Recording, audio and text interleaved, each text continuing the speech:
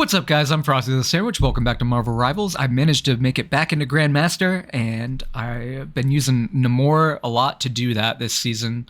I think he was good last season, but I think he's even stronger this season, especially with some of the bans that I've been seeing occur. I'm hoping they change a little bit because I don't really agree with what I'm seeing right now. I'm seeing a lot of Storm and Wolverine get banned, and I think we should really be prioritizing banning support characters right now, especially with the 3 support meta that I've been seeing. I think you should really value banning Luna, Invisible Woman, Mantis, Cloak and Dagger, Loki. Any of those, I think, are valid bans.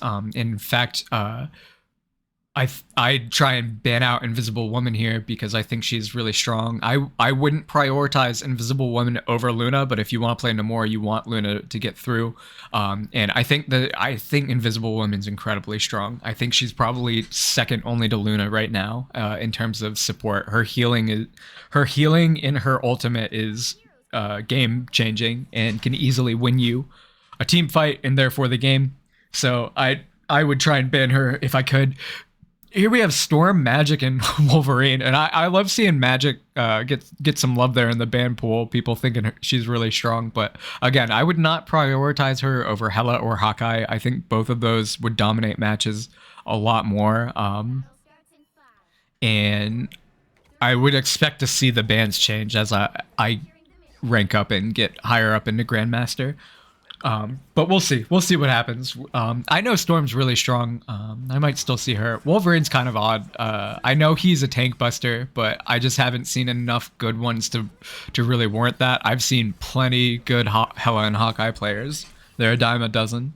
But yeah, we're pushing out on this point. I showed a lot of this map at this point, and you guys know me. I love going left here.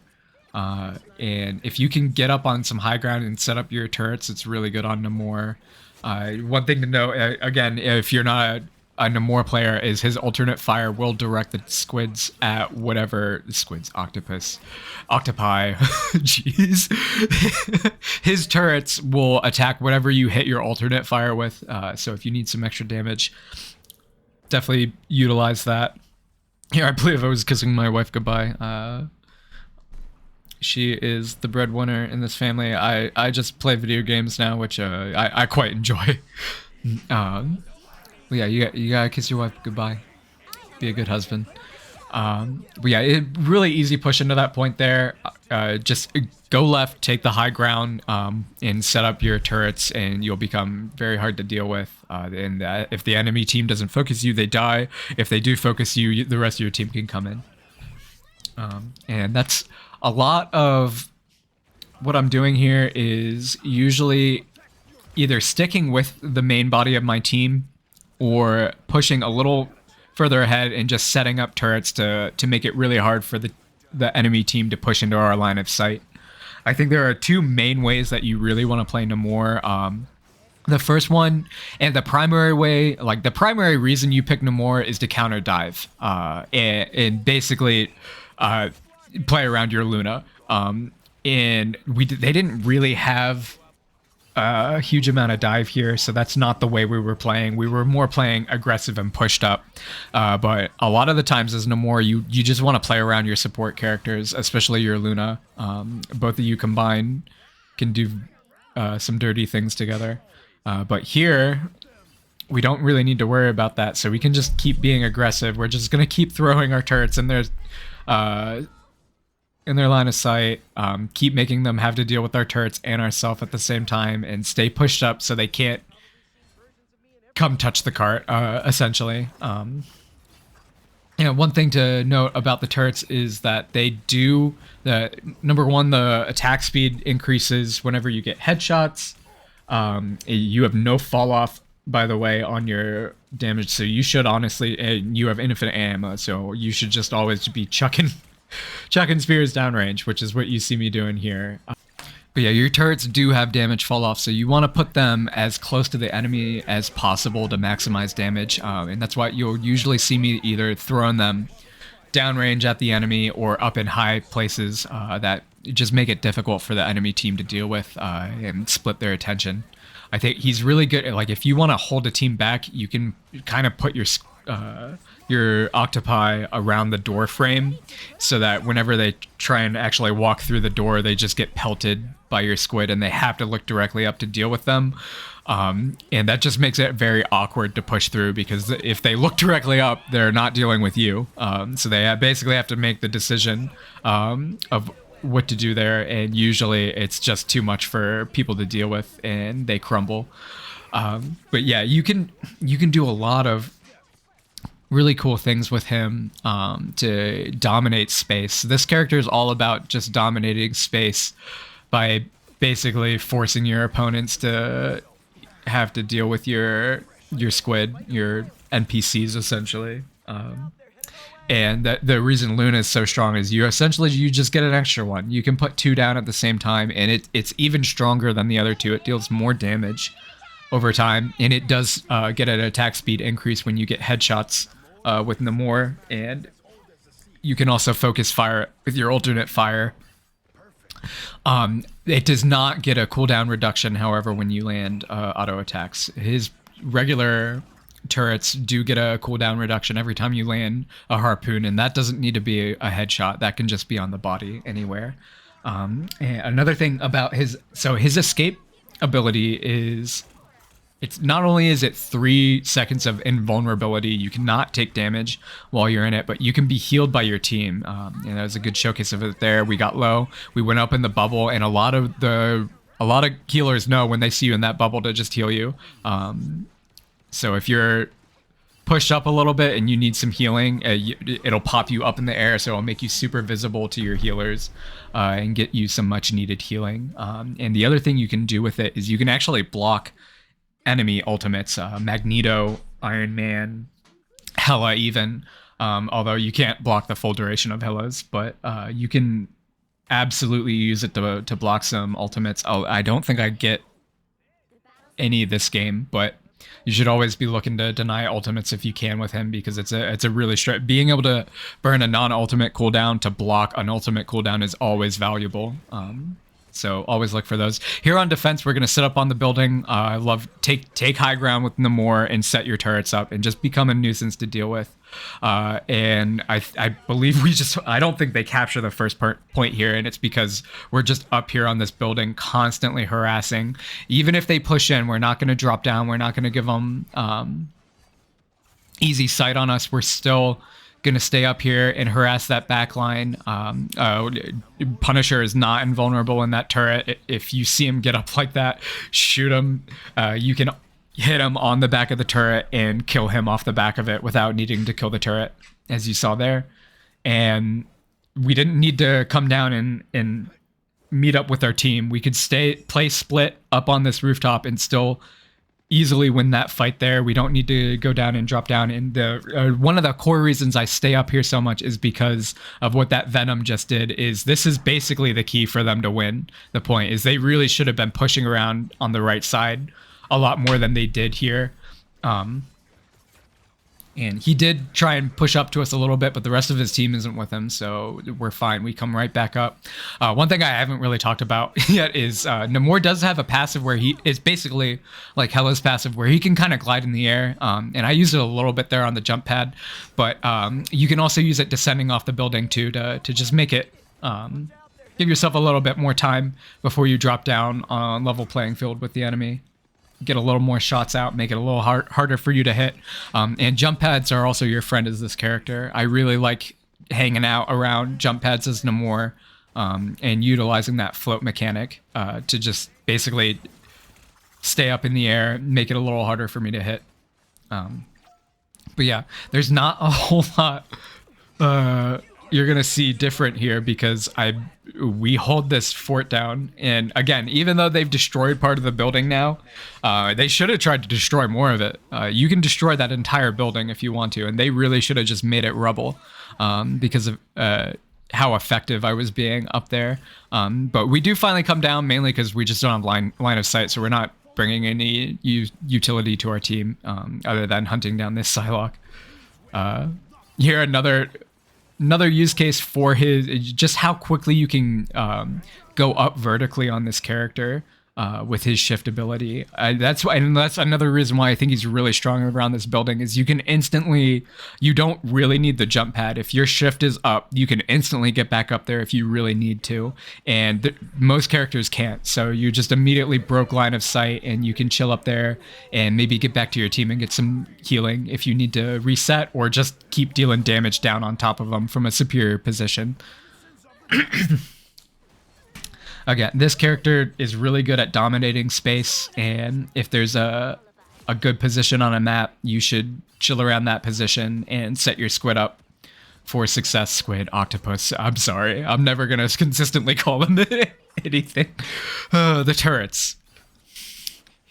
Yeah, set your turrets up in hard to deal with positions, split away from the enemy team so they can't just spam into your team and deal with them. They have to have split focus. I think he's very good at setting up defensive positions like this.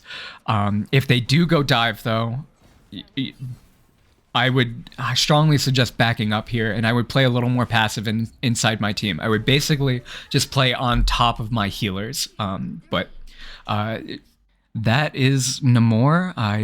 Hopefully you learned something by watching this. I think he's a really strong character. So if you're looking to rank up, definitely try him out. And thank you guys so much for watching. If you like this VOD review, I already have a bunch of other VOD reviews up for other characters, and I'm gonna keep making more. So please hit that subscribe button, like, comment. It all of it really helps me out. If you didn't like it, let me know. Let me know in the comments what I could be doing better. I'm always looking to improve, and I really appreciate your time. Thank you so much. Till next time, stay frosty.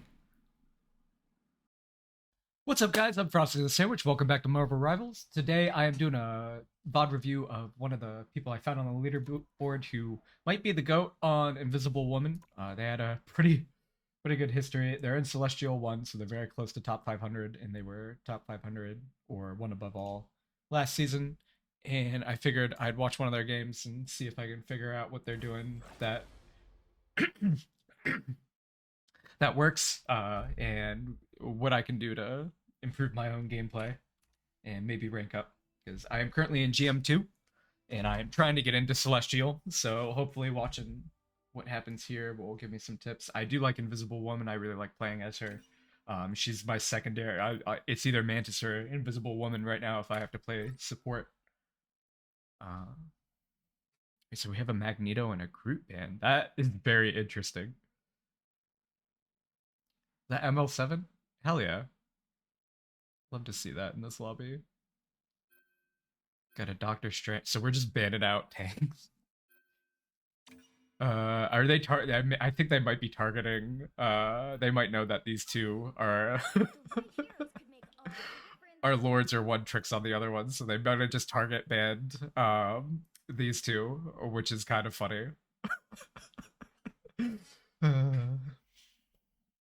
The group band is interesting too. I wonder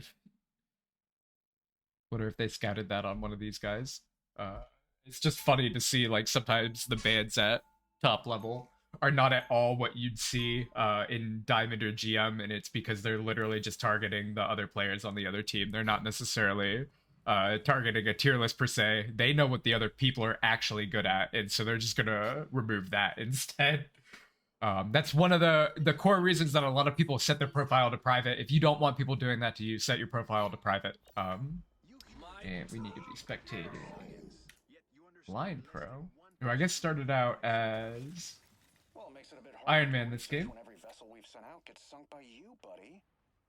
Might explain why they had so many kills and so much damage. Hold on.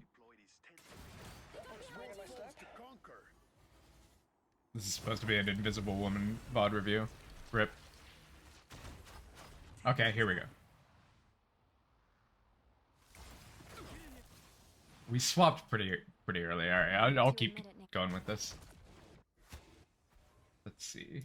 Wait, did I see Mantis for? He hovered Mantis by the looks of it. All right, so we died there on Iron Man. Pretty early in, I'd say. And here we swapped a Mantis real quick, and then Invisible Woman. All right, awesome. This is what I wanted to see. Sorry about that. Should have scouted that ahead of time, but oops. I'll do that next time. Maybe I could literally just cut ahead. I probably will. So yeah, sorry. He did play Iron Man a little bit for the first point, but it honestly was maybe like a minute or so. So I'm gonna stick with this. I think he does play Invisible Woman for the rest of the game. So we're just gonna watch. And you'll notice they do have 3 healers on their team. 3 healer comp is alive and well right now. It's very strong, and you can kind of just mix it up with whatever you want. Here, I believe they have 2 tanks and 1 DPS. You could do 2 DPS, 1 tank. You could even try 3 DPS or 3 tanks. Get weird with it. Unfortunate death there.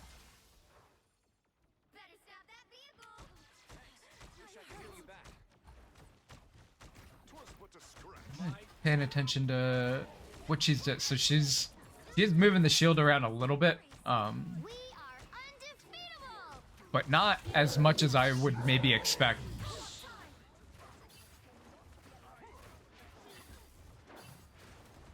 Still staying with our team. Utilizing that huge AoE to try and burst people down. I believe he tried to invis there to get out, but sometimes when you try and do that, you'll just stay visible because you took damage during the jump. So unfortunately, he's not able to get out cleanly there. It looked like he did utilize the double jump to try and escape there, which is what you should be doing in those situations. Looking for an ult here. Big ult on point, just trying to hold. Allow your team to basically walk up and take that space and take cart. Enemy Thor tries to counter ult into the space to maybe regain some ground and capture the point. We're gonna focus Hulk real quick because he is diving our healers. And just showing how strong having 3 healers on the team can be. They're committing a lot. They're getting very close. He was literally at 1 HP there for a little bit. They're getting very close to killing these healers, but they can't quite do it. Because there's just too much healing output. He would put the shield on the ground. Didn't walk up to it to get the healing from it, but we did put it on our healer. And then it did break by the looks of it there. I don't think he recalled it.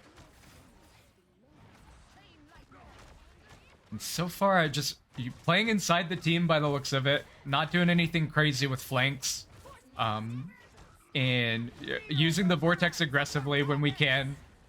But mostly it looks like we're trying to play safe. Although, yeah, that might have been just a, oh shit, I'm gonna die ult, by the looks of it. Because the enemy team's really tried to, that Thor was trying to push him back there and really pull him out of position to make sure they killed him. Because, I mean, this comp is relying on the 3 healers just staying alive and being able to keep the rest of the team alive. If you take down 1 healer, you can definitely start attacking this comp. I mean, 2 healers is still hard to kill through, but it's not impossible. 3 healers is very difficult to kill through, unless they play poorly. Right here, we are split a little bit, and I was literally about to say that the key thing you don't want to do here is really play split from the other healers. But there's certain circumstances where I guess you can sort of get away with it. That was one of them. But for most part, we're going to play right inside of our team. And just keep healing. We are focus healing that tank. I think we got exiled there by Hulk, but it didn't matter. He tried to burst us down and get a quick kill on us, but there's just so much healing on this comp, and they are, I guess, slowly giving ground here, but it's not much. They're doing a really good job delaying and holding here. I say as they all go down. But still, I mean, that was a decent amount of time they delayed just on that 1 choke. Be interested to see. So they did push all the way. It looks like we're going to have some overtime here, based on the bar I see. So not surprising. It's a very high level game. Why are we on ML7? I don't mind watching him. Might do a VOD review of him. Again, inside our team, we still have 3 healers, even on attack. And it looks like we've got Punisher and Storm. So we went for 2 DPS in 1 tank and 1 attack tank at that. Not really a shield tank. Not trying to stand there and linger. Trying to get in your face and do business. Get some work done. Which I think is probably a good call with 3 healers on your team. You want somebody that can just get in their face and do damage. Yeah, we can heal through that. Unfortunately, that does draw Storm's attention directly to us, and we couldn't quite stay alive through it. So we do go down there. Big Storm ult. And I like that. So despite the fact that we target ban each other, we let some pretty broken stuff through, and so it's nice to see that getting picked and being utilized. I do see Storm picked on both sides since it was allowed. Haven't seen Wolverine show up yet, though. I've got you covered. I've always been a heavy hitter. I don't think Wolverine was banned, right? I think we can look at the bans real quick. Nope. No, he was not. But yeah, so far we're just being a big team player. We aren't trying to be selfish and push up and flank. I see a lot of Invisible Woman play that style, and like I'm not saying it's wrong or you can't do it, but I think this is probably the better way to play her in my opinion. Especially if you're playing ranked, like you need to focus on support. Don't get me. She can do some dirty stuff to DPS, and you can kind of chill in the backline and harass people if you want to, but do that in quick play. Don't do that in ranked. Do this instead. Stick with your team. I really like... Yeah, I think she did recall the shield there. Utilize that shield and keep moving it around. Sometimes I like to put it out on the ground and then just walk up to it and use it myself. Let the team push. I'll still heal through them, but I have some protection and healing. You can even step in front of the shield if you want and body block some shots if you think they're trying to break it. And you'll still get the healing from it. I like that we're always sending the sphere high so that we're getting the full value of it, the AoE. When I first started playing her, I had a tendency to throw it like right at the ground, and it does kind of take away some of the area of effect that you get with that attack. I recommend at least throwing it hip height. Another Storm ult coming in. She just farms ult so quickly, but I think fortunately the team was just so spread out there that she couldn't find any value in that ult. I don't think anybody went down there.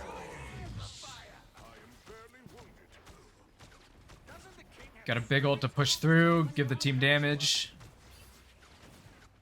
We have our ultimate again, and I'm thinking he's probably going to step up and take space with this ultimate when an opportunity presents itself.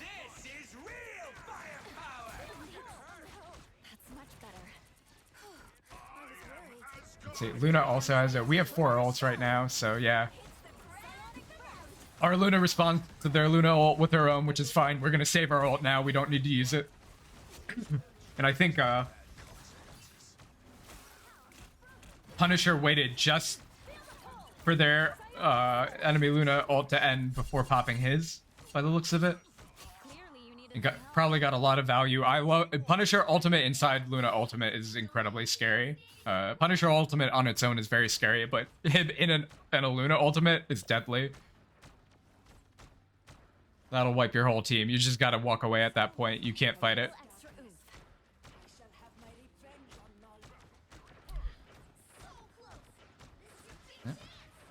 And just sticking with the team. Focus healing. A lot of this has been focused healing. I think he's still dealing a lot of damage by just passively hitting people through it and pushing and pulling people. Plus the vortex, like it all just adds up over the game. But I haven't really seen him intentionally try and focus anybody down or really like try and get frags or kill anybody. The core focus here has always still been healing. I believe their call out was for everybody to focus the Storm and kill her in her ultimate, which you can absolutely do as you just saw. She gets a lot of armor, but you can still kill her. Like, she's not invincible. So if you get a team, if you hear the storm ulting, try and communicate to your team, hey, as soon as she comes up, everybody shoot her. This is real firepower. Hanging out back here, denying line of sight. We're not going to push all the way into the room and give them, the people in the back, easy pickings on us. We want to keep ourselves alive as long as possible so we can push in. Preferably with an ult like this. Yeah, there we go. I was going to say, if that Luna's ulting, our Luna should be ulting, probably. Which means we get our ult very soon. And then as soon as their ults are over, yep. That's exactly what I expect. Ult the point. I've always been a heavy hitter. And just step up. You can take a lot of space with Invisible Woman's ult. And I think we've seen a good showcase of that here. Is always using that ultimate to just get your team to push a little bit further. Walk up, take the space. Huge healing. And they'll die if they stay inside it. If they don't respect that ultimate, they will absolutely die. And I think this was a very good showcase of so far of what you should be doing, how you should be positioning her ultimate. And just in general, like what you should be doing. I don't think he's used the melee ability yet, which I think I already said. Like it's cool. I like it. I like the idea of doing combos with it, but they're just slow and clunky, and there's no way you're gonna do it against good players. You might as well just stay inside your team and do a lot of healing, because she's very good at this character excels at healing. If I didn't say that already, I think she might still be a little bit outclassed by Cloak and Dagger and maybe Luna. But she's still up there in healing. A little extra oomph. I guess I shouldn't count Rocket out. Rocket does have a lot of healing. He just doesn't... I never really consider him. Even though he's doing a great job, ML7 repping the Rocket over here. He's a good character, don't get me wrong. Anyone willing to help? But I do... Like, they could have 3 defensive ults here, which would be kind of disgusting. I think a Cloak and Dagger or a Mantis here instead of that Rocket would be kind of gross. Force burst.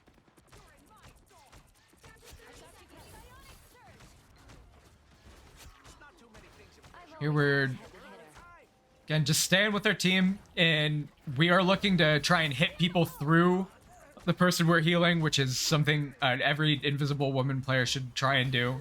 Always be looking to try and line up the enemy with the person you're healing so you can deal damage onto them as well. Just help that swing that fight even further in the person you're healing's favor. We're not... So the shield placement has been pretty smart so far, and I've noticed that like we are valuing it and not trying to get it, just put it out there and let it get smashed immediately. And I believe that we're holding our shield when people get really low to get some really nice burst healing. When they're... I don't think I've seen them really throw it out unless they're like below halfway health. If they get below halfway health, that's typically when I see them throw it out on somebody. If they're above halfway health, we're just going to use our auto attacks to heal them back up. We don't need to expose our shield and get it broken. I think her burst heal combo is the shield plus her primary fire. So if you get it broken early and you really need to save somebody and you don't have that shield, they're probably gonna die. That or you're gonna have to use your ultimate to save them, which may not be ideal. Really good push here. I don't think they've missed a beat. They're just staying on the cart at this point. All the healers, which is just what do you do against this combo except hope your DPS are just goated and can get a pick? Like, I guess you go Hawkeye and Hela and try and play angles and kill these guys off the cart. I think that might be like the only thing you can really do here is just go like hit scan snipers and try and pick them off from afar and like do as much burst damage. You really need burst damage against this comp, so you can isolate one of these healers and kill them outright. Because I mean, Storm deals a lot of damage in her ult, but it's not enough. It's kind of wild to see that happen. She literally just got killed in her ult. They hunted her down. They healed through her ultimate. They hunted her down and they killed her. if you need any other reason to try out this 3 healer comp, there you go. Widely considered to be basically the best DPS in the game right now. Make all the difference. Just got killed. Storm. If you didn't know who I was talking about, just got killed in her ultimate. She has a huge amount of shield, deals a huge amount of damage. It don't matter. It don't matter. I guarantee this man is wild on this character. I love what I'm seeing already with the climbing and jumping around. You know he's cooking on Rocket. All right, but this isn't about Rocket. I'm sorry. Good positioning here. We're taking the high ground in the back. Usually a Strange would teleport up here.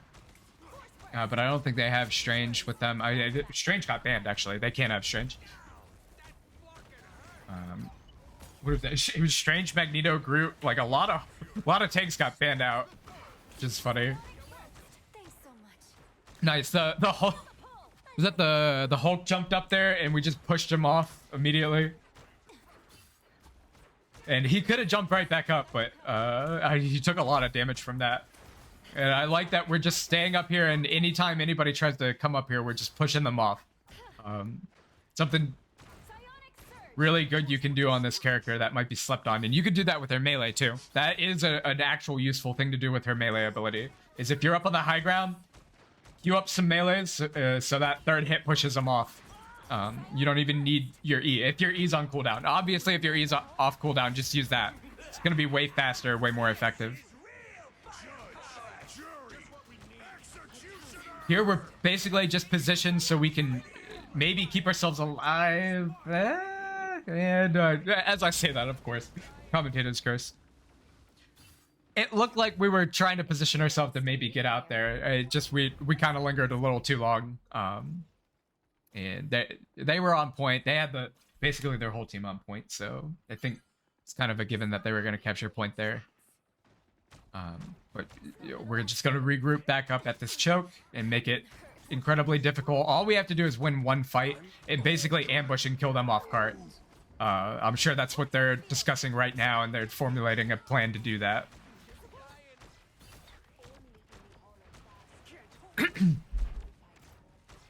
And it's probably going to revolve around them pushing up into this choke, because this choke, this is just a kill funnel right here. Storm is ulting, so we're going to look to be a little passive here and not give her an easy ultimate. She waited. I think she knows that Storm can wait out the full duration of her ultimate, so she waited a little bit and then popped ultimate so that Storm had to initiate. That was really smart.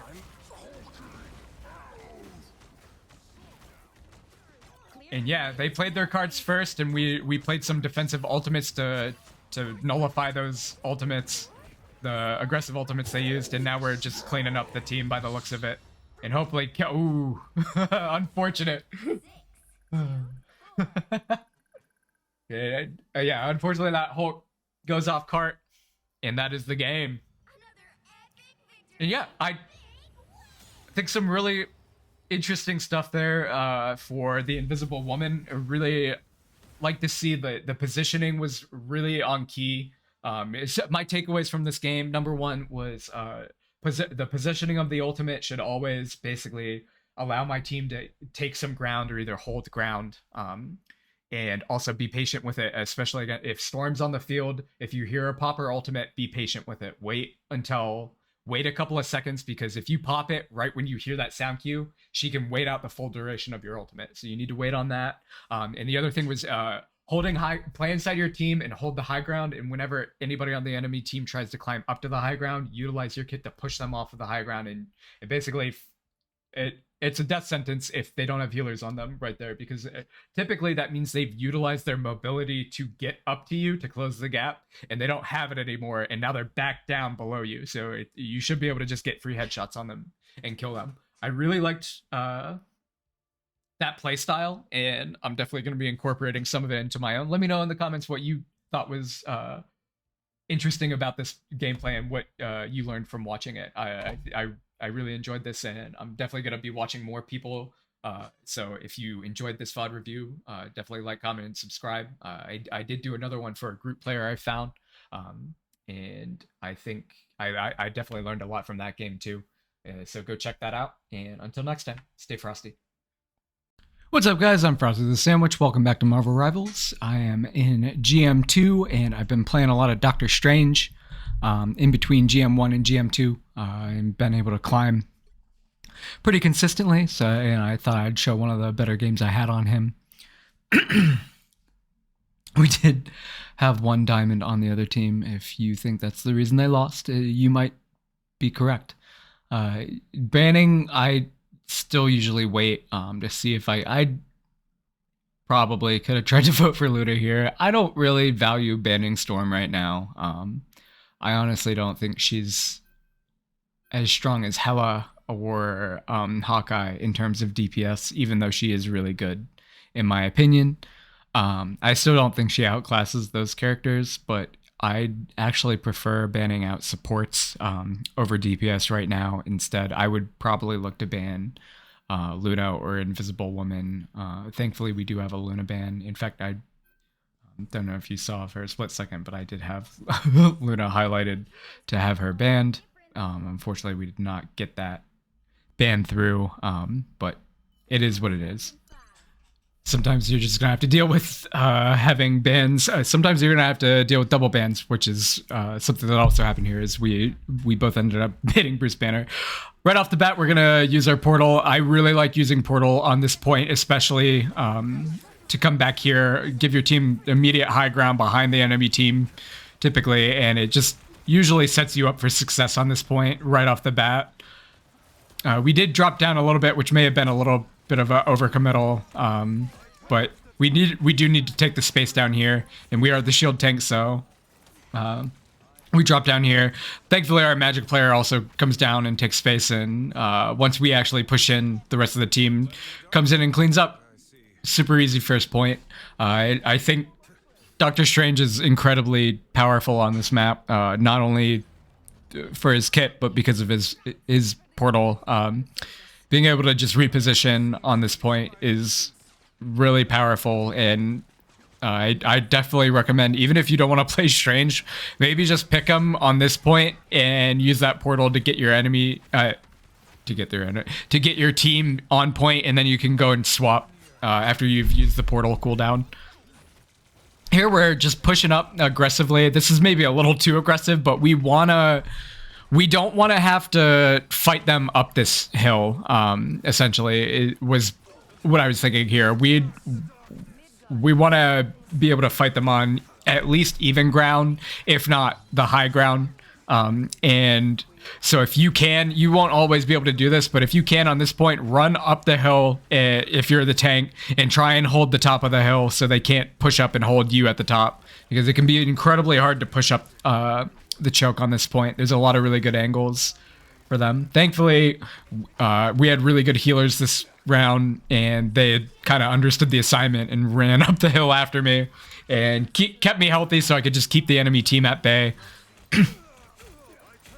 A lot of my playstyle on Doctor Strange is just holding down chokes and forcing the enemy team to either have to try and go around me or push through me, and just zone them off of the cart, constantly zone them off cart.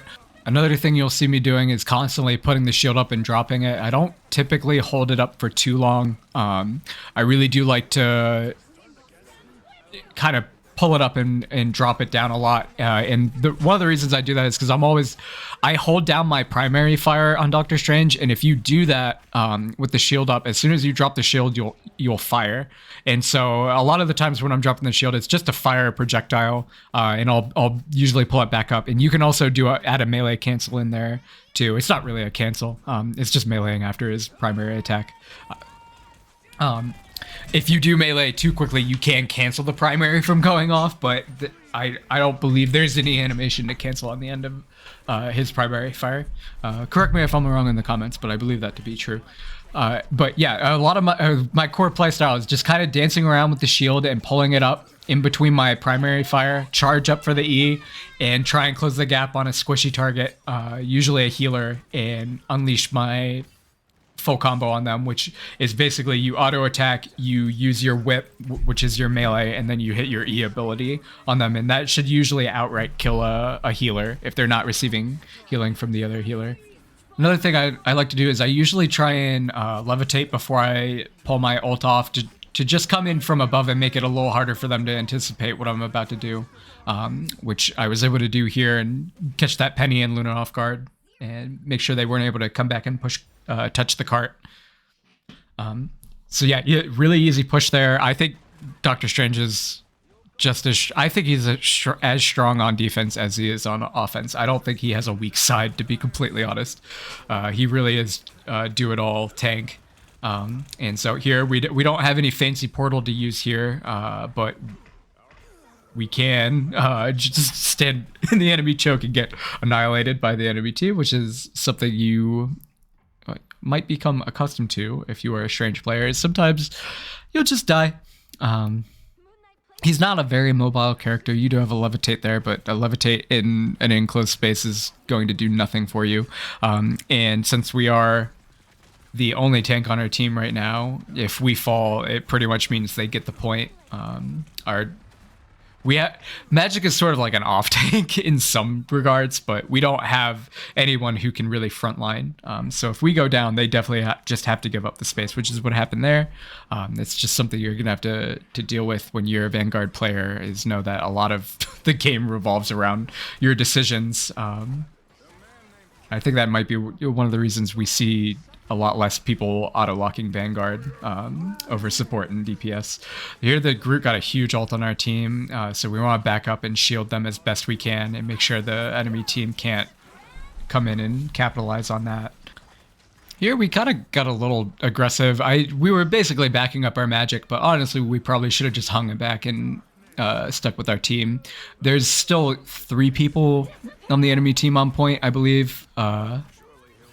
And we need to deal with them somehow.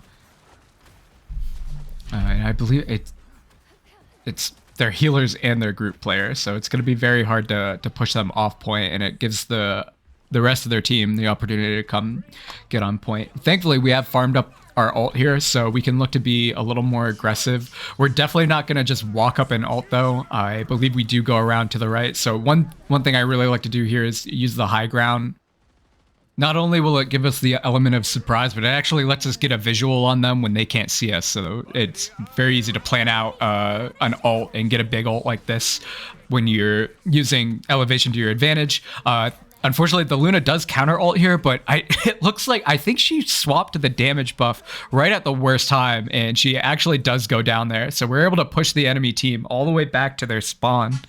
And this is actually a very hard position for them to push out of on this map. Right here, there's really not a whole lot of flanking opportunities. They really do have to just walk up this ramp. So if you can get a wipe on the enemy team here, this is a very good spot to hold them. Your goal is to run out the timer on defense. So if you can find really good spots to hold, even if it's away from the cart, you always want somebody to be watching cart, but you're the Vanguard, so you don't necessarily need to be on cart all the time. If the cart's going back like it is in the state right now, you can absolutely come take space up in the enemy team's face and force them to have to deal with you. And right now we're doing a really good job of that, just being as obnoxious as possible on Strange and making it very hard for them to do anything, take any space or even remotely come close to the cart. Another core aspect of Doctor Strange's gameplay that I haven't really touched on yet is his melee. His melee does cleave, or it'll hit everyone in the AoE range of it, meaning you can hit multiple people, and it does charge his E. So you can actually get your charge on your E a lot quicker if you're in the thick of an enemy and you're weaving melees in. You still want to be primary firing, because the primary fire does deal a lot of damage, but you always want to be weaving melees in between those to maximize your damage and farm your E up quicker, because it also deals a lot of damage, and the more you get it up to 100 and deal that damage to a player, the more impactful you're going to be across the game. And another thing to note on that is you can combo it with his ultimate. His E is incredibly good with his ultimate, so you want to always have it at 100% when you look to ult, because it'll hit when you push the person out of their body. It basically creates 2 hitboxes for them, and you can hit both of them, basically dealing double damage with his E. They did nerf the damage on his E, so it's going to be a little less impactful than it used to be. But you can still, if you get a 3-4-man ult and you have a full charged E, you can sometimes just kill them outright on your own, and not even need a DPS to back you up. That Strange deals a lot of damage. I see him easily top damaging games, even at GM rank. I still see plenty of Doctor Stranges that kind of just carry the game on their own.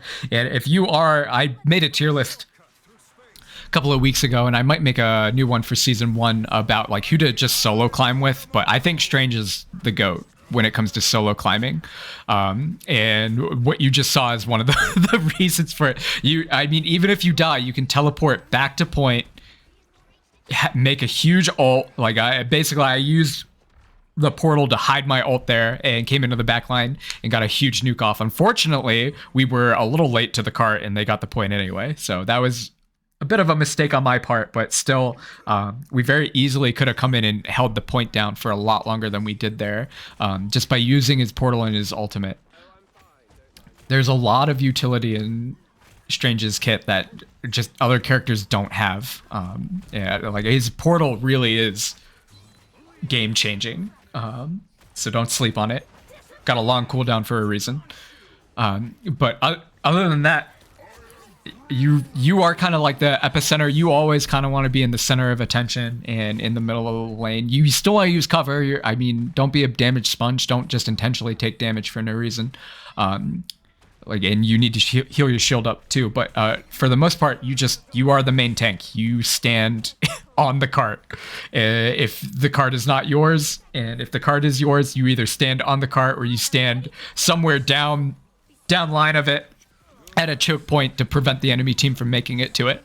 That is your role as Doctor Strange, and you can make huge plays here. And they actually almost get this push here, but thankfully that our Luna comes in with a clutch counter ult on their Luna ult, and that gives us the time to push in, get an ult of our own off, and that seals the deal. We're able to push them off cart and win the game.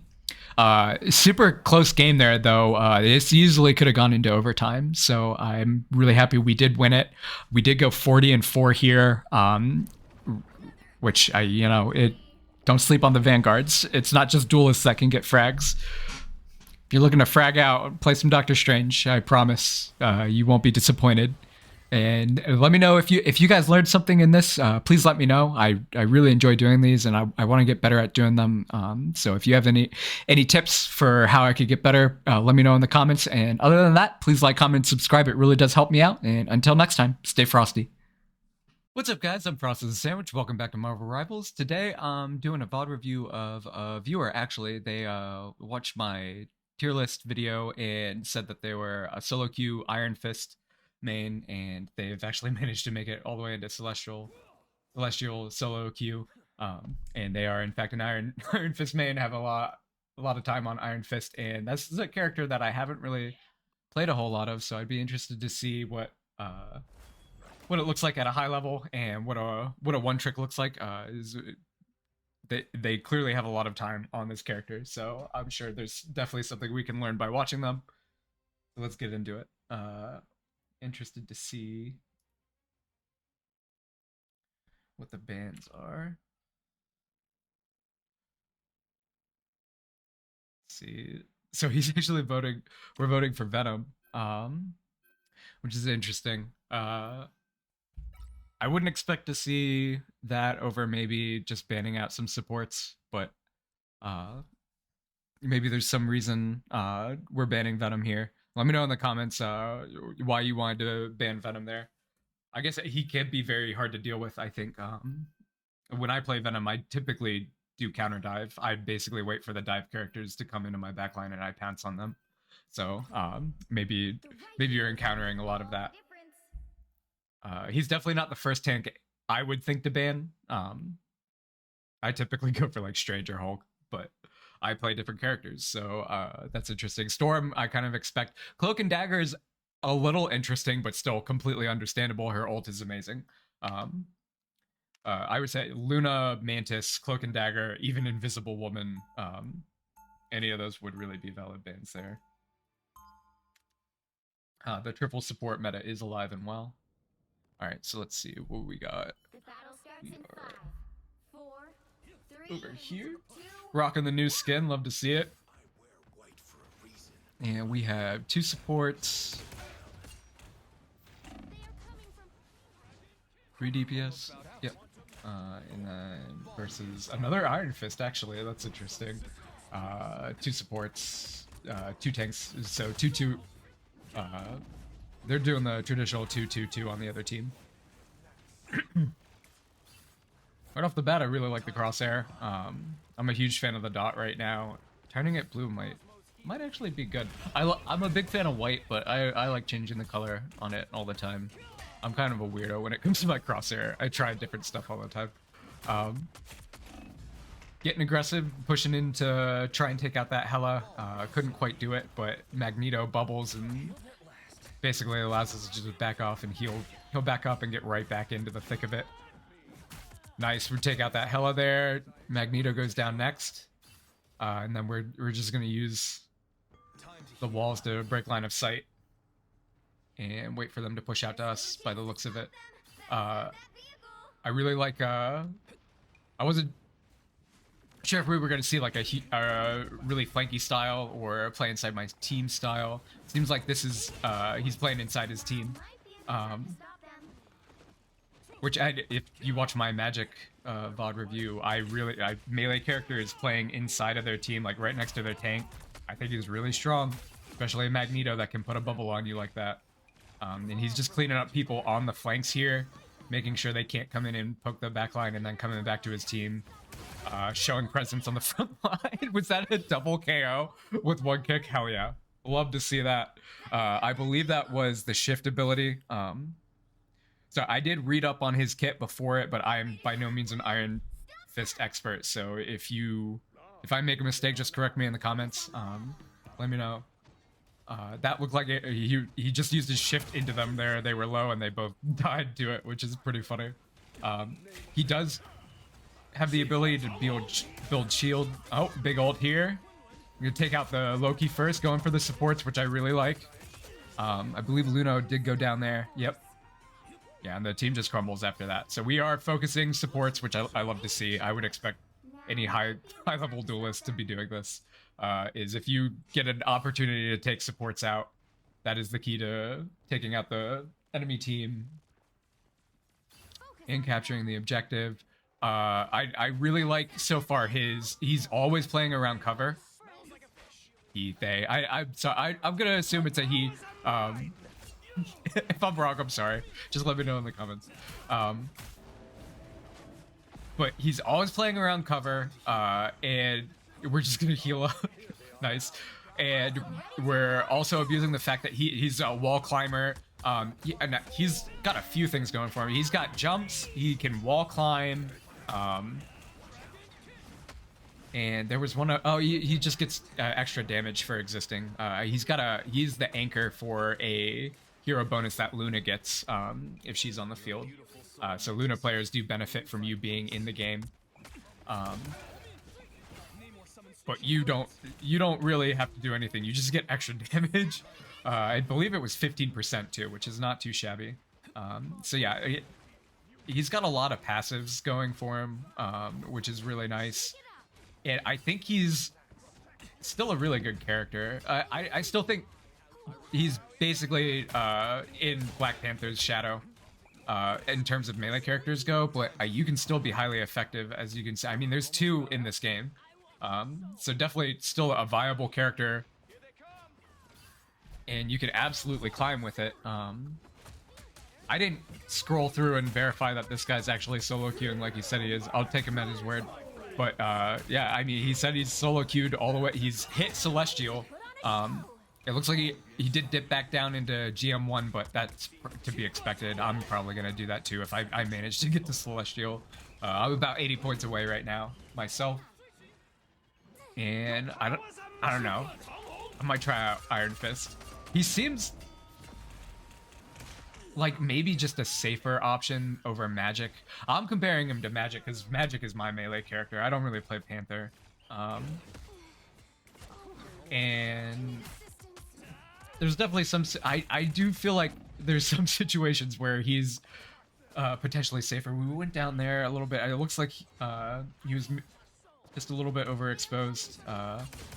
And I mean, that you'll have that on melee characters. You have to get close, unfortunately. Ooh, did it again. Yeah, the enemy team is doing a good job punishing.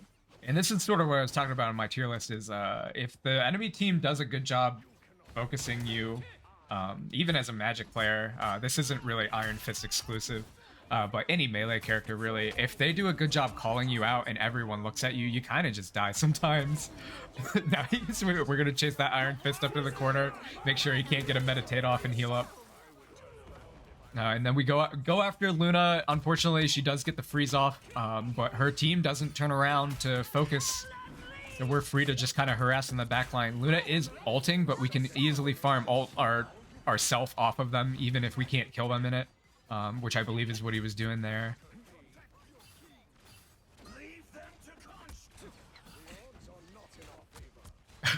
Going after that Iron Fist. I don't blame you. We go for ego fights here. I would absolutely 1v1 my character Ditto. Unfortunately, that Iron Fist did have most of his team around him, so we go down there. Not much you could have done there. You did have, it looks like you did have the recognition to get out, where he did have the, I keep changing tense, I'm sorry. Our Iron Fist player had the recognition to try and get away there because that was pretty much just a losing situation. Doesn't matter if you're better if the enemy team's healing the guy and you don't have your healers with you. You're just going to lose that fight every single time. And we do have ult, so this could be huge. Sorry. Let me put that away. Oh, we do ult the backline, and it looks like we've got both the supports in front of us right here.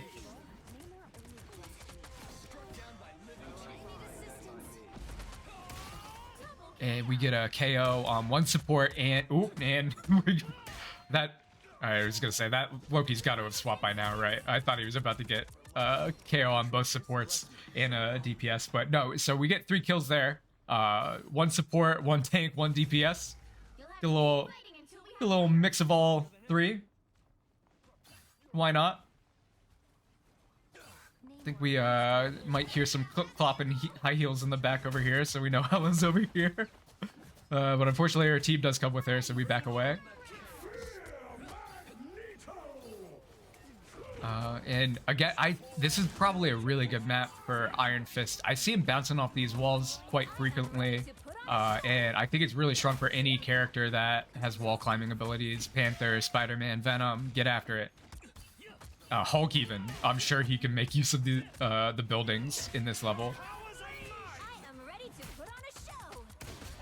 Here we managed to make it past the enemy team again into the juicy backline to start just wailing on the supports.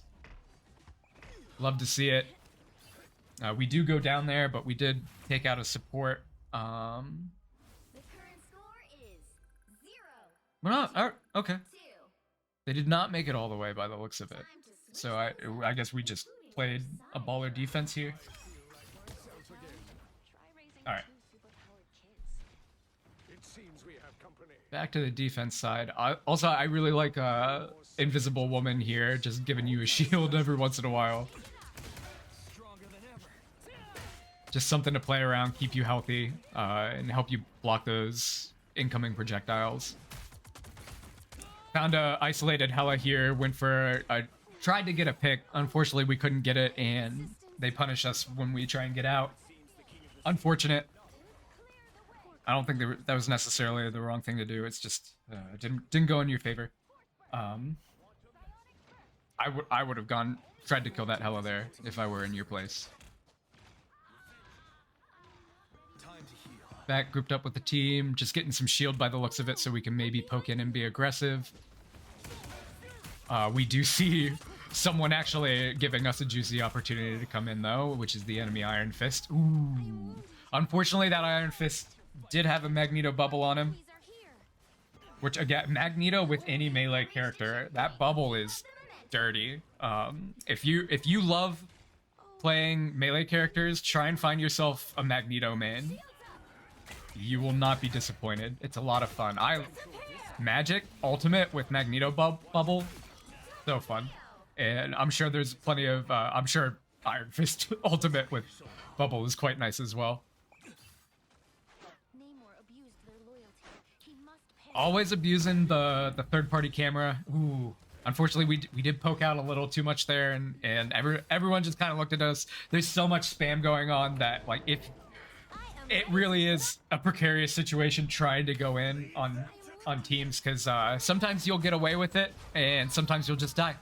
It just depends on what's going on. If they all have a moment to spare and can look in your direction, you might just die immediately. That's just something you're gonna have to deal with, especially at higher ranks. People are gonna land their shots really quickly on you, especially if they're looking at you.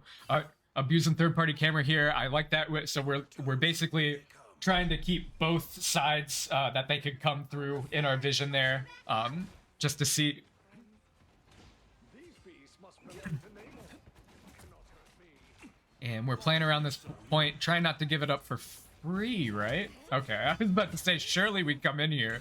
And unfortunately, like, our team doesn't come in. I thought he was dead there. That looked... The fact that he didn't... Okay, that's sort of what it should have happened the first time he did that. He exposed himself to, like, the entire enemy team. It wasn't really moving that quickly. So I kind of expected them to all just look at him and he die. But, and that's the... Like, sometimes you can just get lucky and they won't have time. Maybe they're... Some of them are caught reloading. Maybe they're just not paying attention to you. So yeah, sometimes you can get lucky and they won't have a response. Sometimes they'll immediately look at you and delete you. You gotta try though. You're a melee character. You do at some point have to close the gap on the enemy team. And playing inside your team with the shield tank is not a bad way to do it, or flanking. And I think we're seeing a flank right here. Easy kill on that Hela. She was alone. Hela likes to flank a lot, so she's one of the best targets for us to look for off on these flanks, trying to find an isolated fight, which Iron Fist excels at. I honestly, most of the time, Iron Fist should win that fight because he can just disengage if he starts losing it, and you have third-party camera, so you can basically just wait around the corner and watch the Hela walk up to you, and then you just come around the corner on her and punch her. Or you can just do that. You can just dash into her face and punch her a bunch. Love to see it. Gonna heal up, get shield, and look for some more picks. Really liking what I'm seeing so far. This character looks like a lot of fun. I really like the fact that you can kind of just camp up on these walls and wait for the enemy to push in, and then you just kind of drop down and do...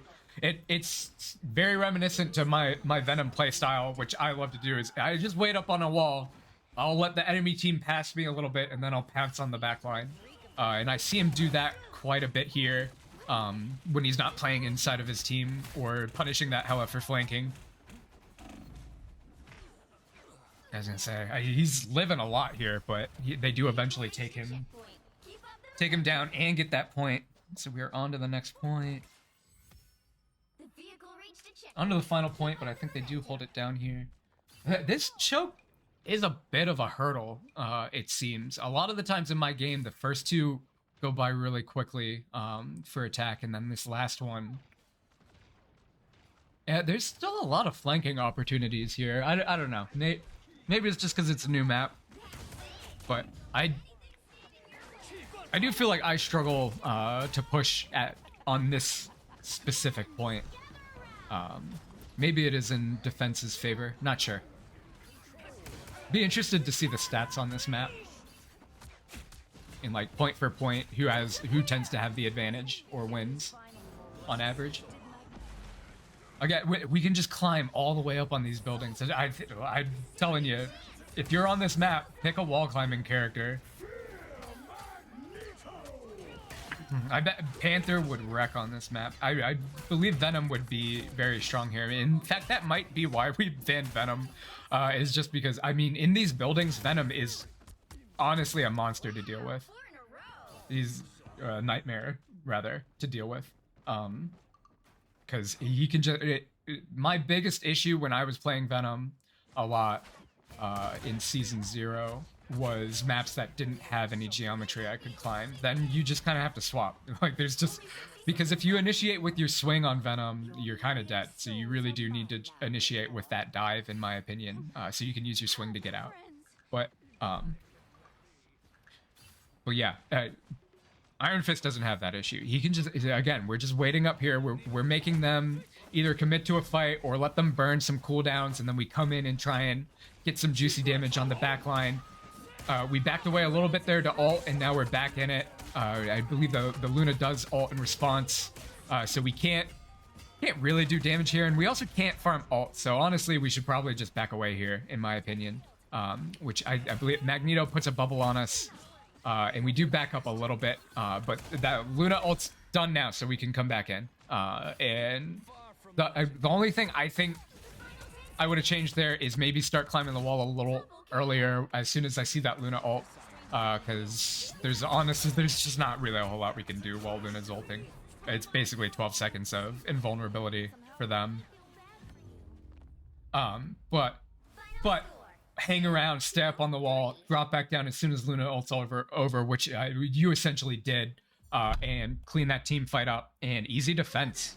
Yeah, again, like, they just didn't have a whole lot of time to push through that final choke area, and that is, I think, the hardest point to get when you're attacking on that map. But other than that, solid Iron Fist gameplay. He looks like a fun character. I'm definitely at least going to play him a little bit in quick play and have some fun. I really like the ambush style and the fact that you can kind of just chill up out of sight and drop down on people and surprise them, get easy kills. And you're also very strong inside of your team, especially with a Magneto on the field. But yeah, thank you guys so much for watching this. I love doing VOD reviews like this. So if you're in the comments, if you're Diamond and above, let me know. Let me know in the comments if you wanted me to do a VOD review of one of your games. Let me know who you play. If you're a one trick, I especially love watching one tricks because they usually have unique play styles. And other than that, I'm also watching the leaderboard, and there should be another VOD review out today. Go check it out. I haven't found I haven't done it yet, but it will be a rank 1 something. I love just coming through the leaderboard and finding one tricks and watching their play style. So let me know in the comments if you enjoy this content. If you didn't like it, let me know what I could be doing better. I'm always looking to improve, and I'm gonna keep doing this regardless. So yeah, otherwise, I really appreciate you guys watching. Till next time, stay frosty. What's up, guys? I'm Frosty the Sandwich. Welcome back to Marvel Rivals. Today I'm gonna show you a Magneto game I had. I'm currently Grandmaster 2, and I've been playing a fair amount of Magneto. A little more strange than Magneto, but it's almost even. I think they're both really good tanks, and if you're a Vanguard player, you should have both of them in your toolkit, especially when you get to the higher ranks, because they do complement each other well, and I think they sometimes even cover for each other's weaknesses. But this game, we were looking to play Magneto off the bat, just because I was feeling it. I was feeling like playing Magneto. If you get a Scarlet Witch, it can be nice, but I don't see a whole lot of them up at this level. So don't expect that combo to come through. I think you could still play Scarlet Witch easy. I'm trying to ban Wolverine out here because I'm a tank player, and Wolverine kind of destroys your life if you're a tank player. But we got what are, I think, the 4 standard bans that I see most common, and that is Storm, Wolverine, Hulk, and Luna. And I'm happy with those bans, honestly. As a Magneto player, I think those are fine bans. Luna's hard to deal with, and you can't quite nuke her with your ultimate like you can some of the other supports, and you'll actually see some examples of that in this game. Of course, right off the bat, the Doctor Strange does teleport to the high ground. The 2 common places I see Strange teleport is the one that you see here, or just to the right off screen there's a higher balcony, and I see him teleport up there sometimes too. I think both are very good spots, and when you're defending this point, if you know they have a Strange, just basically understand that they're gonna portal.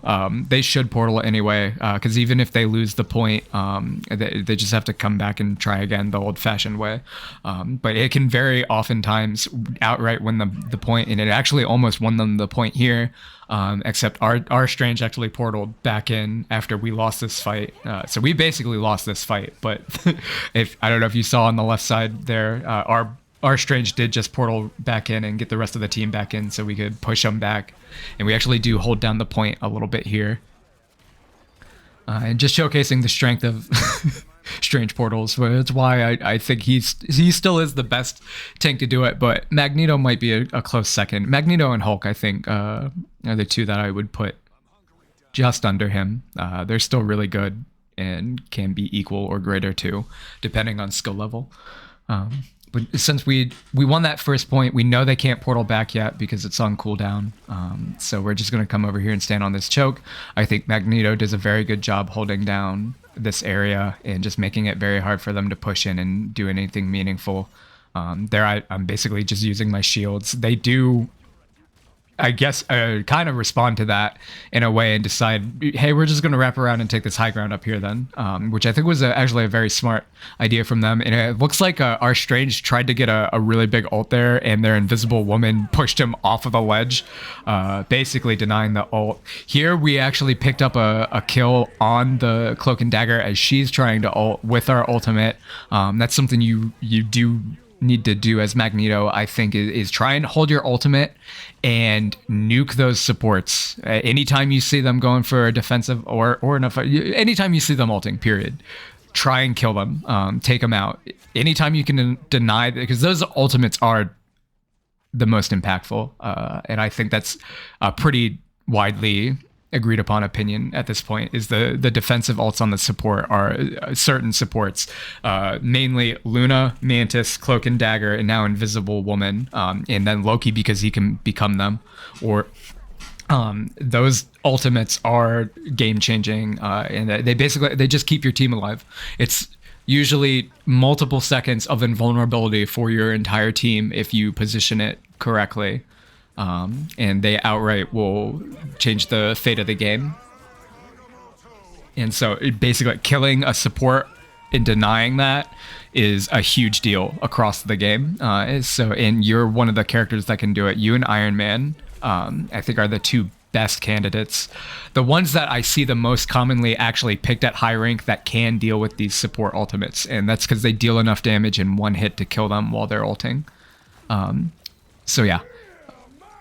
Here we go. Here we're doing another ult right into their backline. Unfortunately, it does get shielded by that Magneto, and the Cloak and Dagger also was able to phase away, so it wouldn't have done much there. But we were essentially looking for a kill on that Cloak and Dagger there, and also we kind of thought we were dead anyway. We were just trying to hold down the point maybe a little bit longer to maybe give our team time to come back in touch, because we only needed 10 more seconds there, and we would have just won the game, or not won the game, but changed sides. Here we're still we're not gonna give them the space, even though they got the cart. We will push all the way past it up here, especially if it's just one healer. We're not really scared of Cloak and Dagger ever as Magneto. Magneto's got a lot of damage in his kit. His main weakness is his mobility is garbage. He can't move. He doesn't have a single mobility ability, first of all, and he's just slow in general. The only time he's really mobile is in his ult, and obviously you don't want to just ult for the mobility, considering the fact that you can pick one of the enemy supports while they're ulting. I think it is much better saved for that. The other thing I haven't talked about yet is pairing with certain characters. I think he's very good with Magik, and you see the Magik on our team mainly because he can bubble the Magik. He can bubble himself or bubble one of your teammates, and Magik is a huge candidate for putting bubble on because she really likes to engage and get into the enemy team and fight, and giving her survivability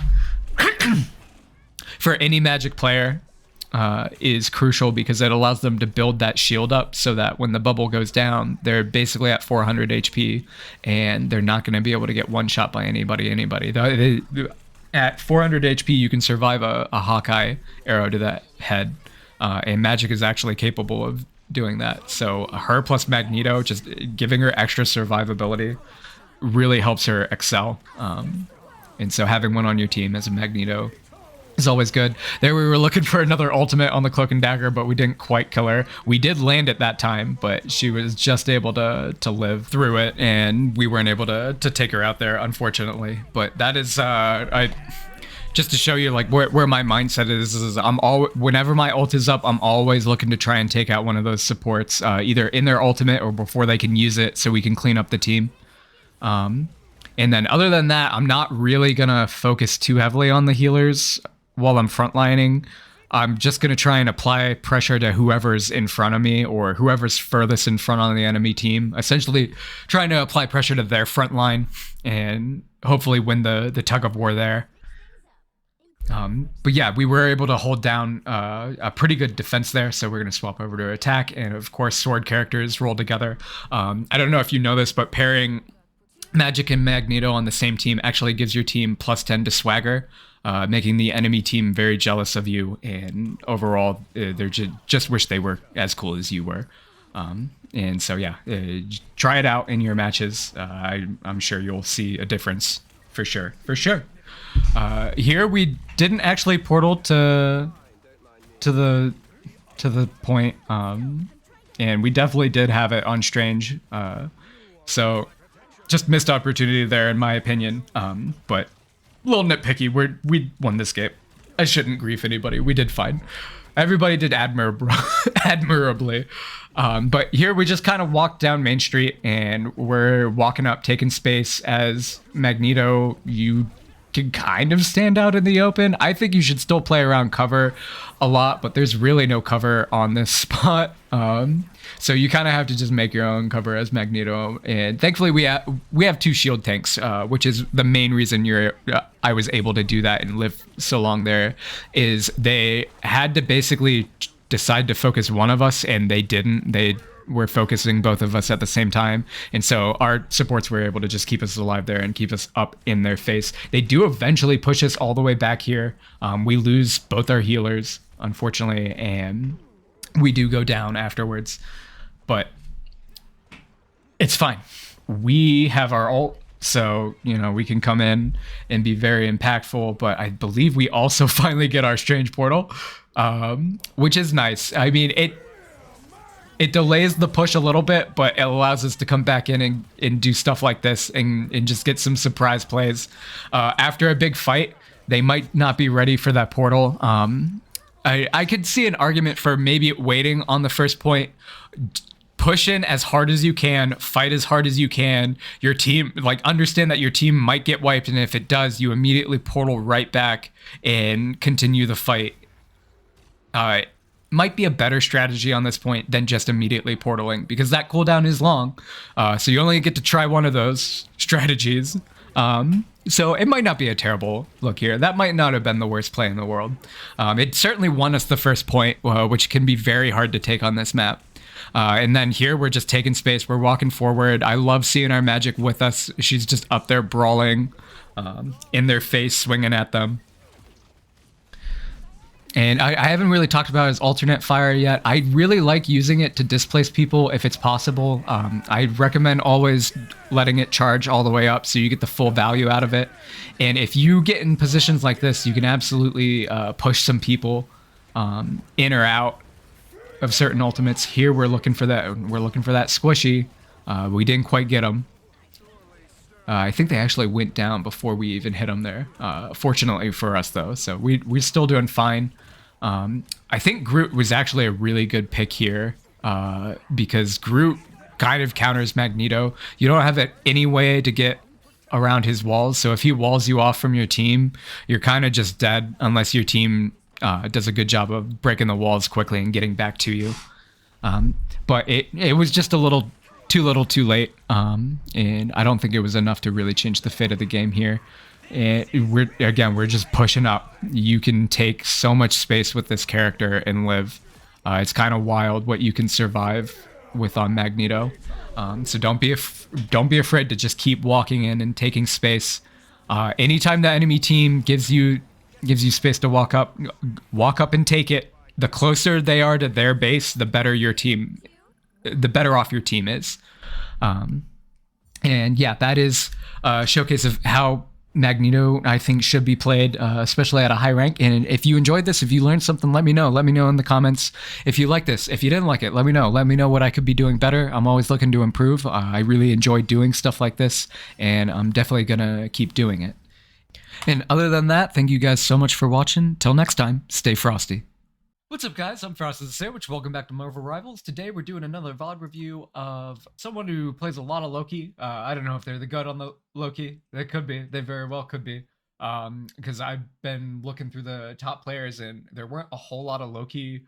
This is the highest Loki time I found. At least anyone I saw in the top 20, I think I looked through players. So we're gonna watch this guy. He actually did get MVP on Loki and really high ranked game recently, so we're gonna take a look at this because I haven't played a whole lot of Loki, but I do like him and I would like to get better at him. So we're gonna see.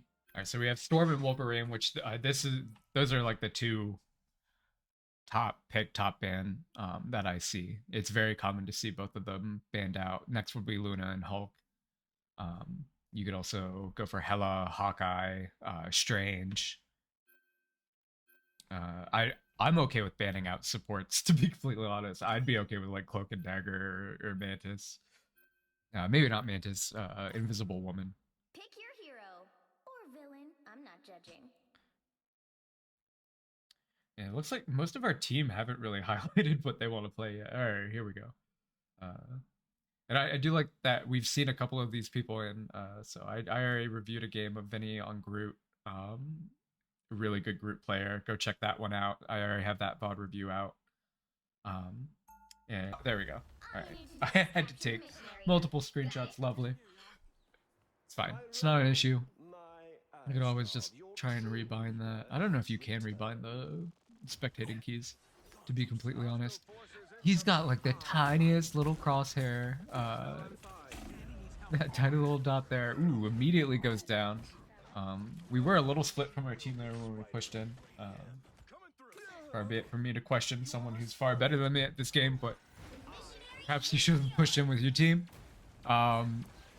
Here we're behind the team, backing them up, just doing normal gameplay stuff as far as I can tell so far. Loki's kit is honestly kind of basic in my opinion. It's just, if you pick your moments right, it can be incredibly powerful. Just walking into point, putting up a totem so that people will actually come in and stand on point. I really like it. Putting up our decoys to just shoot down range and harass the enemy team for showing presence in front of the point. Holding up here is pretty much where I think most of us hold right now. It'd be very hard for the enemy team to just push up those stairs.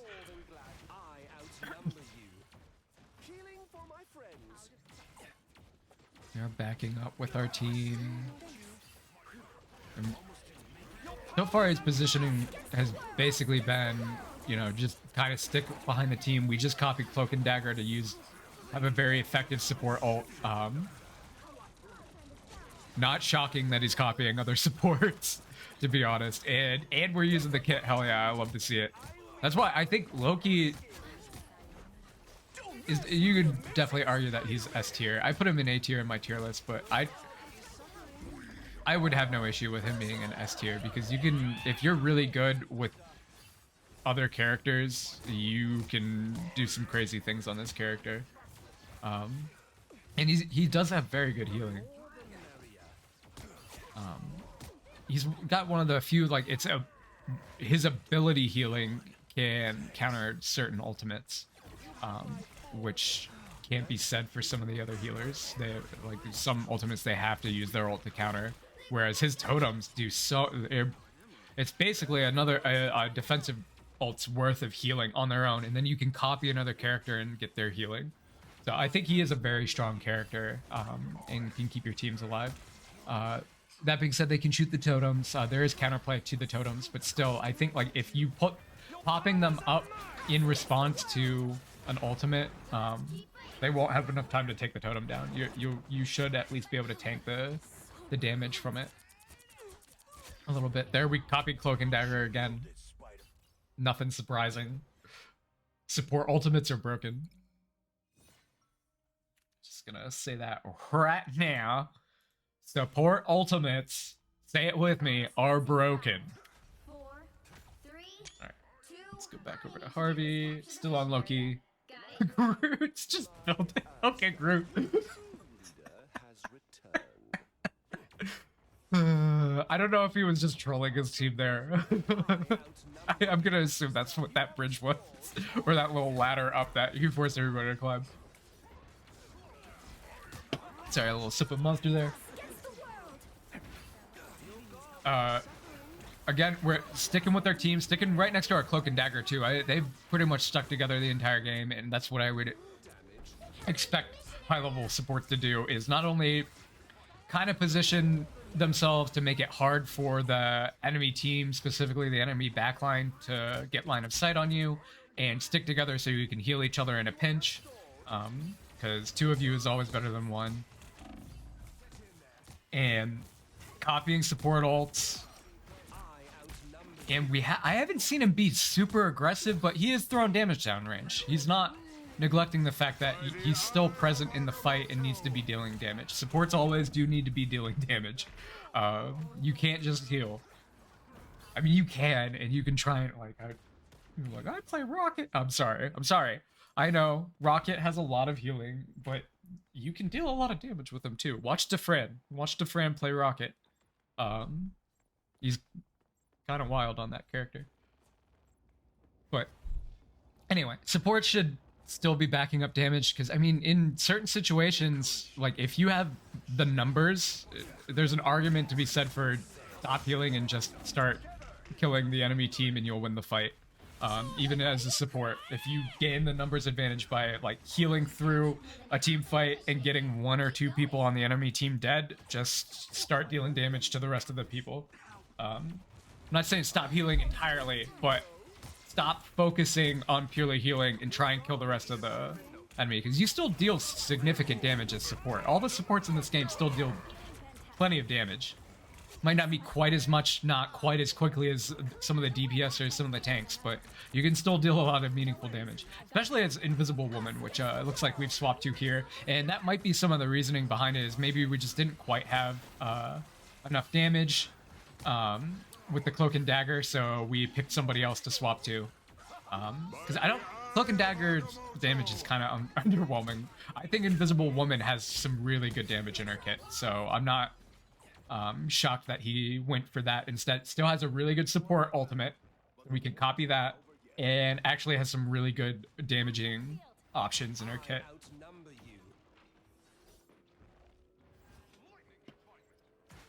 Another sip of monster. I'm a big fan of the Ultra Strawberry Dreams, if you guys are Monster fans. Been loving that one. That and the teas, the Wild Berry tea. Still good. Here we got a nice Invisible Woman ult. And I was gonna say, do we have 3 healers now? Is that a Cloak and Dagger I see? Hold on, what's Pratt playing? Yeah, alright, so we are running 3 healers. And that's honestly kind of common right now. The enemy team is not. They only have 2 healers, but they do have 2 defensive ults. On the other hand, we have 3 defensive ults on our team, which is kind of crazy. Sometimes I'll see 2 supports, 2 support ultimates like Luna and Cloak and Dagger paired with a Rocket, which that can be incredibly strong too. You don't necessarily need 3, but having 3, I think, is even more obnoxious, and the enemy team's going to struggle to deal with doing anything against your enemy team, because it almost, having 3 defensive support ultimates almost guarantees that you're at least going to have 1 every fight if you guys use them wisely. Obviously, if you blow them all in one fight, you're not going to have them, but at this level, usually people are calling out when they're going to ult and trying to, especially the supports, communicate with your other supports. Let them know when you're going to ult, or say like, hey, I'm going to ult first. or I'd like you to ult first, and here's why. If you're gonna tell somebody to do something, at least give them a reason behind it. Don't just like tell people what to do in their game. Nobody enjoys that. Nobody likes it. But definitely try and time your ultimates so that you're not stacking them, because that can easily lose you the game if you stack ults and don't save them for different periods of time. But yeah, that was a high level look at Loki. Honestly, like maybe I'll do another game on him. That was pretty short. I don't necessarily know that I learned a whole lot from watching him, other than that the basics of being a healer and just copying other healers is incredibly strong, and healer ultimates are strong. He didn't copy anything else there but another support, and I think there's a reason behind it. He could have picked any of the duelists or any of the tanks in the game, but he didn't. And it's because the ultimate that you get from support characters, specifically Cloak and Dagger, Invisible Woman, Luna, and Mantis, those 4 right there, and Loki basically is added on because he can copy them. So there's 5 different supports that basically you just can't do anything while they're ulting. They have incredibly powerful ults, and the rest of the supports, I think, are honestly just lacking. They're left behind because of that. I'm not saying they can't shine in certain situations or certain team comps. I've seen some good rockets, Defran being one, but yeah, other than that, I think those 5 supports that I listed right now are really strong. If you're looking to solo queue, definitely pick them up. If you want to grind solo queue, I think Loki might be one of the best ones too, because he has a pick between, like, he can literally decide which of those characters, because there's at least going to be 2 or 3 options for him in terms of defensive support ults in a game. Almost always guaranteed there's going to be at least 2 or 3 options. So he might even be stronger than the other ones. I could see an argument for that. But yeah, if you guys enjoyed this, please let me know. Like, comment, and subscribe. It really does help me out. And I also did a VOD review of an Iron Fist one trick who managed to climb into Celestial solo queuing. Go check that out. I do other VOD reviews. I've got a playlist, in fact. I'll put that down in the details. And thank you guys so much for your time. Till next time, stay frosty. What's up, guys? I'm Frosty the Sandwich. Welcome back to Marvel Rivals. Today we're doing another VOD review. I managed to make it into Grandmaster 1, and I've been playing a lot of different characters, but I happened to get a pretty good Magik game recently, and I wanted to do a review of it because I realized I haven't shown a whole lot of high-level Magik gameplay in my videos, even though I have a bunch of guides for her. So I thought I'd correct that. I did actually die. So I got 37 kills. I got top frags in this game, but I also died 12 times, and I definitely could have played better. So I thought this would not only be a good learning experience for what's right, but take a look at what I was doing wrong and maybe get a little better. Here, I did a little bit of a troll vote for Spider-Man, but I knew for a fact that Waffle was a Lord on Spider-Man because I'd seen him in multiple games previous, and he'd been very good on that character. And despite the fact that it was 25%, I got the ban through, which I have zero regrets about. If you at the higher ranks, you're probably gonna see the same people a lot, like sometimes even over and over. So target banning them is gonna become normal as you get up in the leaderboard. But the rest of the bans were pretty standard there, nothing to talk about. But I really like Magik, especially in a meta where we're typically only having one tank, because she can kind of play like an off-tank role, and that's typically how I play her, especially in ranked. I'll play her more flanky and just assassin-like in quick play to have fun and get frags, but when I'm playing ranked, I am typically inside my team. And I will flank occasionally, especially if the situation calls for it, but most of the time I'm just here in their face doing stuff like that. So that was a sort of a mix-up of one of her primary combos where I actually added a shift into the ult fire E combo. I was able to pick up a kill on the healer there. They're a good showcase of the animation cancel on her melee. You might notice I don't tend to use it every auto attack. I've seen some Magik players where they'll literally do a melee cancel every primary attack, like every swing of the sword. I don't tend to do that. I did start off doing that, and I just felt like it was a little clunkier, and like there's just places where it makes sense to do it and it feels right to me. and I do it. But if you're one of those players who does it every auto attack, I don't think there's anything necessarily wrong with it. It's just sometimes you'll actually kill faster by not adding the animation in, and then sometimes you need the extra damage. So it really is just playing the character a lot and figuring out when you need to add the cancels in and when not to.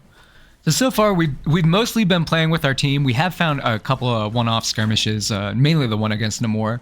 But otherwise, we're kind of just sticking with our team, making sure that we can back up our tanks, and fighting around our Strange. Fighting around your tank on Magik is usually a very strong strategy and hard for the team to deal with, because if they try and focus the tank, the healers just keep them alive, and you can kind of come in for free.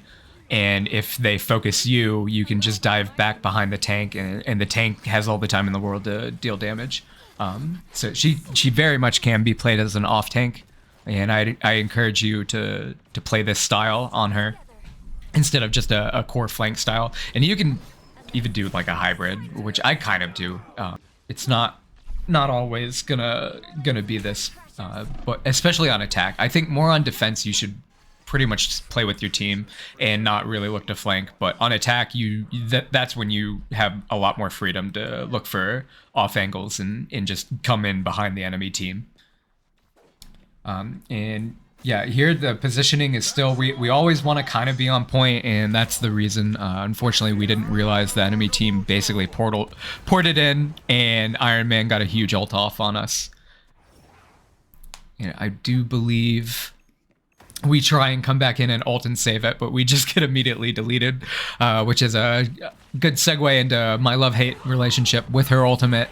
Sometimes you're just gonna die. Granted, that was basically the entire enemy team I just tried to portal into. And so yeah, you're not invincible in it, and sometimes if you don't plan it right, aka the entire enemy team has time to look at you, you're probably just gonna die. You're not gonna get a whole lot of value. If I had held it for like this moment, it probably would have been way more impactful. The enemy team's focus is way more divided. You can get away with murder. You really, I think the main point I'm trying to get across here for Magik is try and pick moments where the enemy team's not gonna be able to focus on you. They need to be engaged in something. Maybe somebody else is already ulting. That can be a very good time. Just you pair your ultimate with somebody else's, maybe a support ultimate. I love pairing my ultimate with support ultimates because, especially like Luna or Mantis, I guess Invisible Woman would be nice too, although it's not quite as mobile. But you can do murder with her ultimate. But even if you don't have those ultimates, you can still be very elusive. It really is up to the enemy team to punish you while you're ulting. If they don't punish you, you can get a lot of value and get to that backline. So we were probably a little too pushed up there. I think our positioning was maybe just the issue there, and we went down because the entire enemy team was just surrounding us. I do believe 2 other people went down.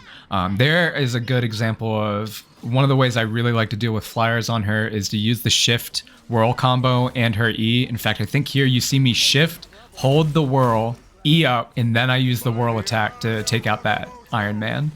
And that's maybe something that I don't see as often as just using the raw. You use the whirl and the E together. Use the E to get up to him sometimes, and then you can use the whirl attack while you're up in the air, and that can be even better than trying to do it vice versa in some cases. And then if that doesn't kill them, usually a charged alternate fire will, albeit you do have to land it. Can sometimes be easier said than done. You'll see me focus the Strange a lot in these fights, and that's one of the things that melee characters in particular can do is really focus shield tanks and punish them for existing. All your attacks go through his shield. They not only go through his shield and deal damage to him, but they damage his shield too. So you really apply a lot of pressure to Strange if he's on the field, and there's almost always a Strange on the field because he's such a good tank. So I think Magik is a very good character right now. I do believe I put her in A tier in my tier list for solo queuing ranked, and I stand by that. I think she's incredibly strong.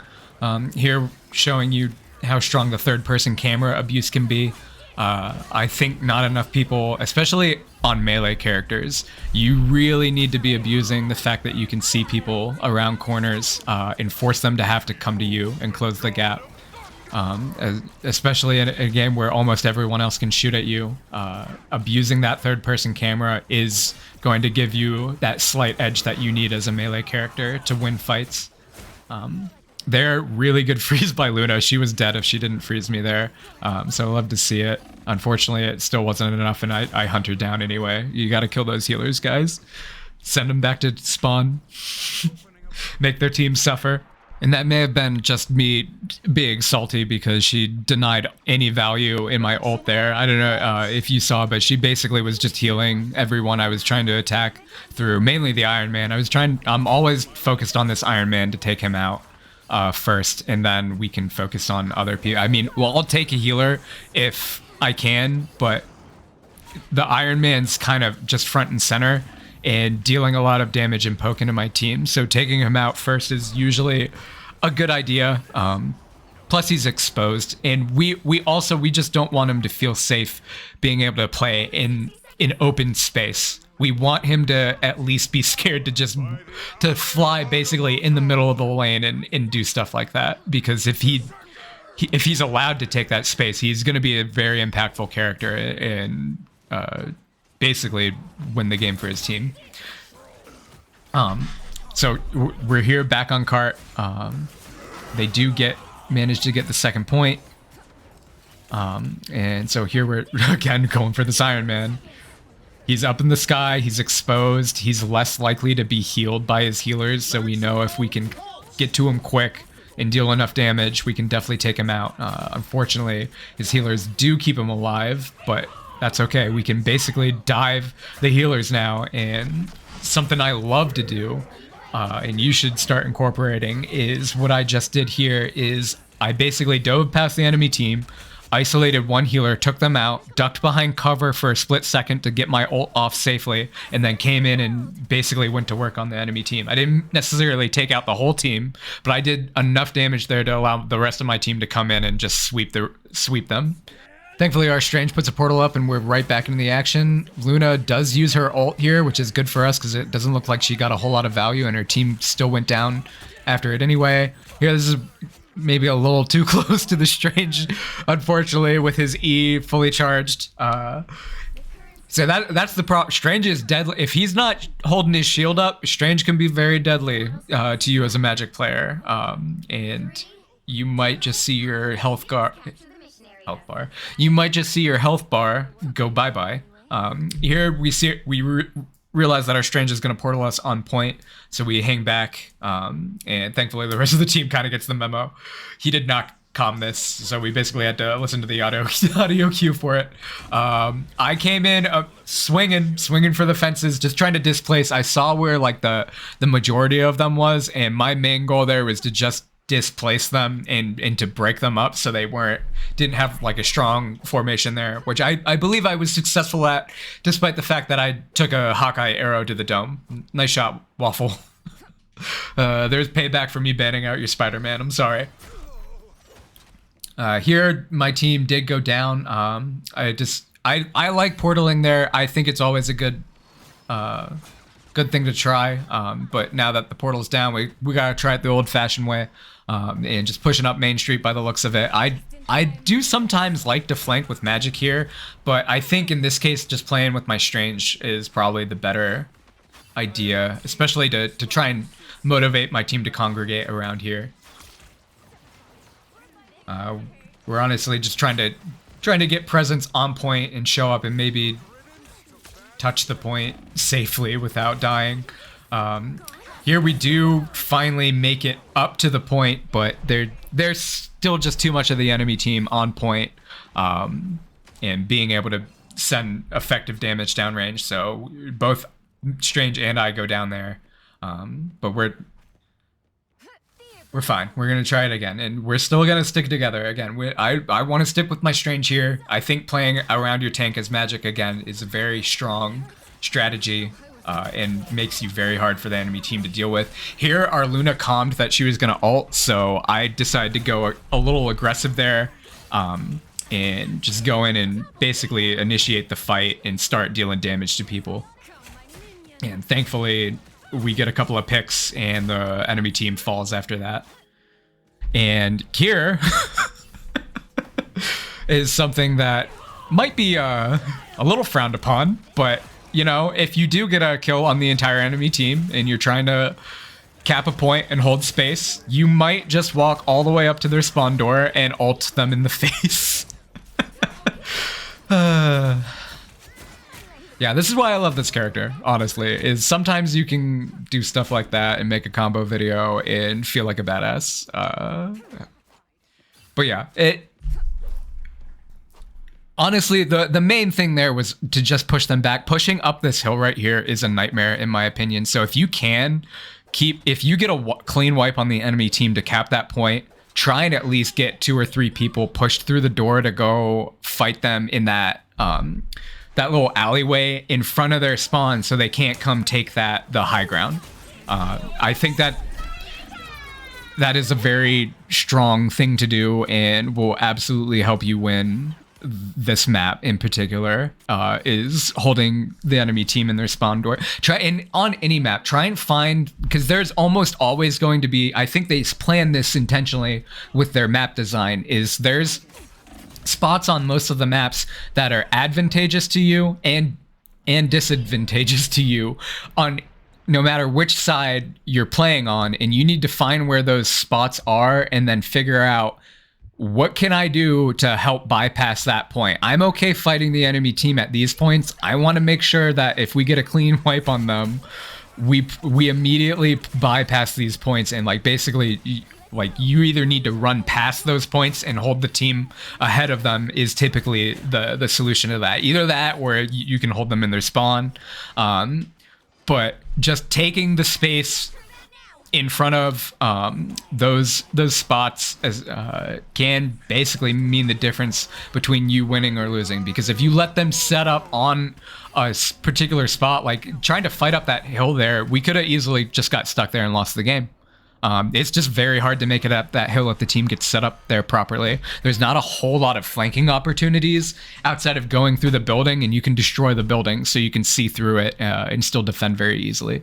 So I really like trying to kind of just brute force this point, at least getting up that first hill, because this is honestly the hard point. Once you make it past this, the third point on this map is actually very easy in my opinion. If you're on the attack side, it's very open, it's very easy to get around people. This point right here, I think, is where the defense either makes it or breaks it. They're win or lose the game right here, and that's sort of what you're about to see, is we were able to actually hold right here just before we push into that big room, where it's kind of a nightmare to hold that room. I don't think I've ever successfully held that room, but you can hold out here at this choke pretty easily.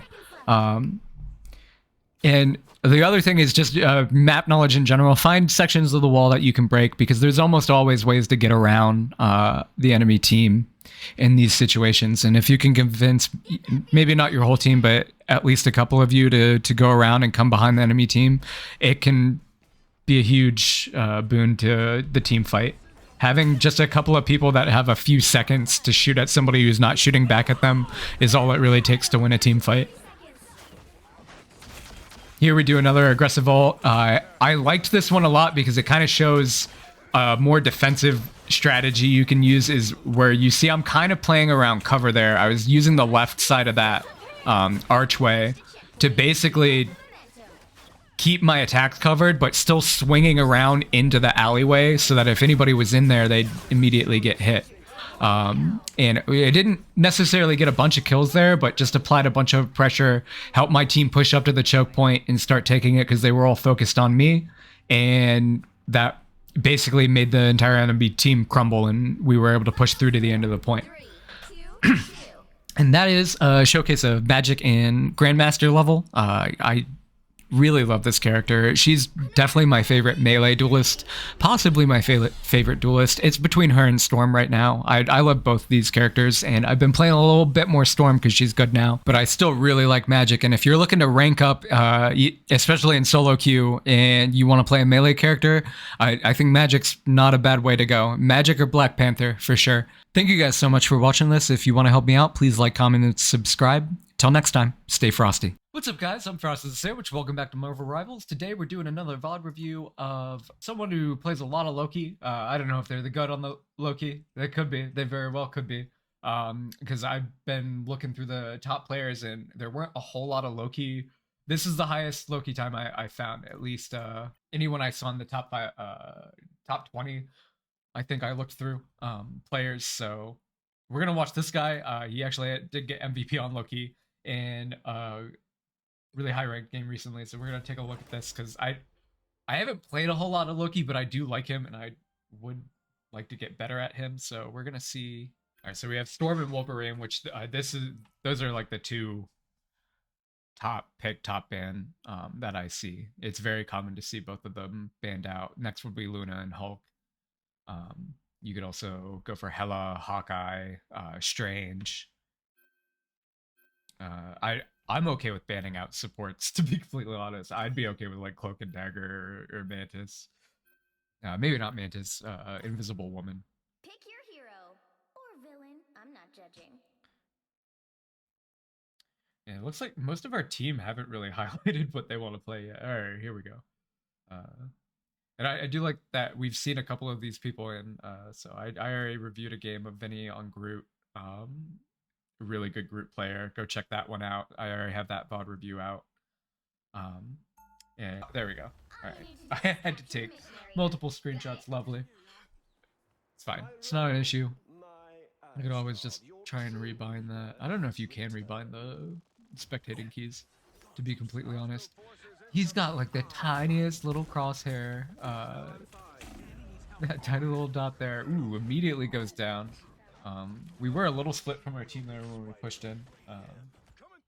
Far be it for me to question someone who's far better than me at this game, but perhaps you should have pushed in with your team. Here we're behind the team, backing them up, just doing normal gameplay stuff as far as I can tell so far. Loki's kit is honestly kind of basic in my opinion. It's just, if you pick your moments right, it can be incredibly powerful. Just walking into point, putting up a totem so that people will actually come in and stand on point. I really like it. Putting up our decoys to just shoot down range and harass the enemy team for showing presence in front of the point. Holding up here is pretty much where I think most of us hold right now. It'd be very hard for the enemy team to just push up those stairs.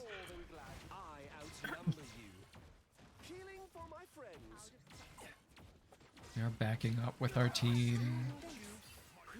And so far his positioning has basically been, you know, just kind of stick behind the team. We just copied Cloak and Dagger to have a very effective support ult. Not shocking that he's copying other supports, to be honest. And we're using the kit. Hell yeah, I love to see it. That's why I think Loki is, you could definitely argue that he's S tier. I put him in A tier in my tier list, but I would have no issue with him being an S tier because you can, if you're really good with other characters, you can do some crazy things on this character. And he does have very good healing. He's got one of the few, like, his ability healing can counter certain ultimates, which can't be said for some of the other healers. They, like, some ultimates they have to use their ult to counter, whereas his totems do so. It's basically another defensive ult's worth of healing on their own, and then you can copy another character and get their healing. So I think he is a very strong character, and can keep your teams alive.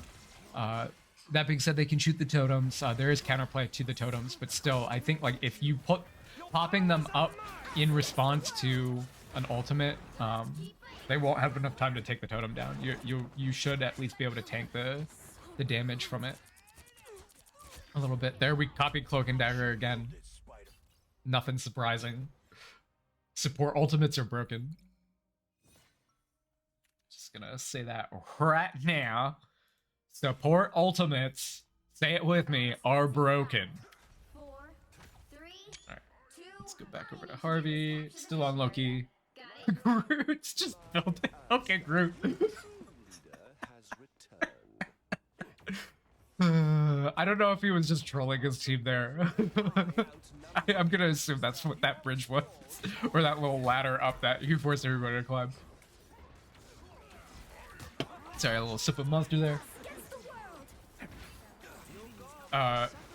Again, we're sticking with our team, sticking right next to our Cloak and Dagger too. They've pretty much stuck together the entire game, and that's what I would expect high-level support to do, is not only kind of position themselves to make it hard for the enemy team, specifically the enemy backline, to get line of sight on you, and stick together so you can heal each other in a pinch, because 2 of you is always better than 1. And copying support ults. And I haven't seen him be super aggressive, but he is throwing damage downrange. He's not neglecting the fact that he's still present in the fight and needs to be dealing damage. Supports always do need to be dealing damage. You can't just heal. I mean, you can, and you can try and I play Rocket. I'm sorry.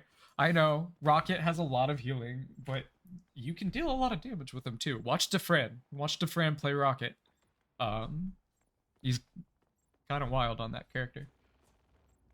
But anyway, support should still be backing up damage, because I mean, in certain situations, like if you have the numbers, there's an argument to be said for stop healing and just start killing the enemy team and you'll win the fight.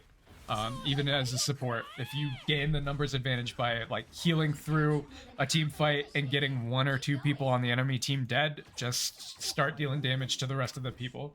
I'm not saying stop healing entirely, but stop focusing on purely healing and try and kill the rest of the enemy, because you still deal significant damage as support. All the supports in this game still deal plenty of damage.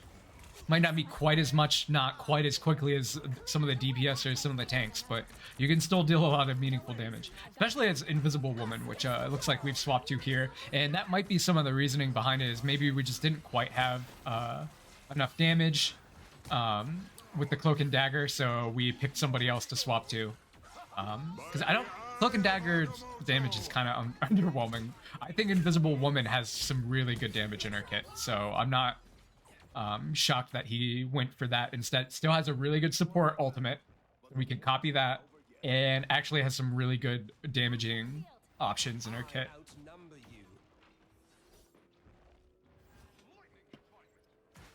Another sip of Monster. I'm a big fan of the Ultra Strawberry Dreams, if you guys are Monster fans. Been loving that one. That and the teas, the Wild Berry tea. Still good. Here we got a nice Invisible Woman ult. And I was gonna say, do we have 3 healers now? Is that a Cloak and Dagger I see? Hold on, what's Pratt playing? Yeah, alright, so we are running 3 healers. And that's honestly kind of common right now. The enemy team is not there. They only have 2 healers, but they do have 2 defensive ults. On the other hand, we have 3 defensive ults on our team, which is kind of crazy. Sometimes I'll see 2 supports, 2 support ultimates like Luna and Cloak and Dagger paired with a Rocket, which that can be incredibly strong too. You don't necessarily need 3, but having 3 I think is even more obnoxious, and the enemy team's going to struggle to deal with doing anything against your enemy team, because it almost, having 3 defensive support ultimates almost guarantees that you're at least going to have 1 every fight if you guys use them wisely. Obviously, if you blow them all in one fight, you're not going to have them, but at this level, usually people are calling out when they're going to ult and trying to, especially the supports, communicate with your other supports. Let them know when you're going to ult, or say like, hey, I'm going to ult first, or I'd like you to ult first, and here's why. Again, if you're gonna tell somebody to do something, at least give them a reason behind it. Don't just like tell people what to do in their game. Nobody enjoys that. Nobody likes it. But definitely try and time your ultimates so that you're not stacking them, because that can easily lose you the game if you stack ults and don't save them for different periods of time. But yeah, that was a high level look at Loki. Honestly, like maybe I'll do another game on him. That was pretty short. I don't necessarily know that I learned a whole lot from watching him, other than that the basics of being a healer and just copying other healers is incredibly strong, and healer ultimates are strong. He didn't copy anything else there but another support, and I think there's a reason behind it. He could have picked any of the duelists or any of the tanks in the game, but he didn't, and it's because the ultimate that you get from support characters, specifically Cloak and Dagger, Invisible Woman, Luna, and Mantis, those 4 right there, and Loki basically is added on because he can copy them. So there's 5 different supports that basically you just can't do anything while they're ulting. They have incredibly powerful ults, and the rest of the supports, I think, are honestly just lacking. They're left behind because of that. I'm not saying they can't shine in certain situations or certain team comps. I've seen some good rockets, Defran being one. But yeah, other than that, I think those 5 supports that I listed right now are really strong. If you're looking to solo queue, definitely pick them up. If you want to grind solo queue, I think Loki might be one of the best ones too, because he has a pick between, like he can literally decide which of those characters, because there's at least going to be 2 or 3 options for him in terms of defensive support ults in a game. Almost always guaranteed there's going to be at least 2 or 3 options. So he might even be stronger than the other ones. I could see an argument for that. But yeah, if you guys enjoyed this, please let me know. Like, comment, and subscribe. It really does help me out. And I also did a VOD review of an Iron Fist one trick who managed to climb into Celestial solo queuing. Go check that out. I do other VOD reviews. I've got a playlist, in fact. I'll put that down in the details. And thank you guys so much for your time. Till next time, stay frosty.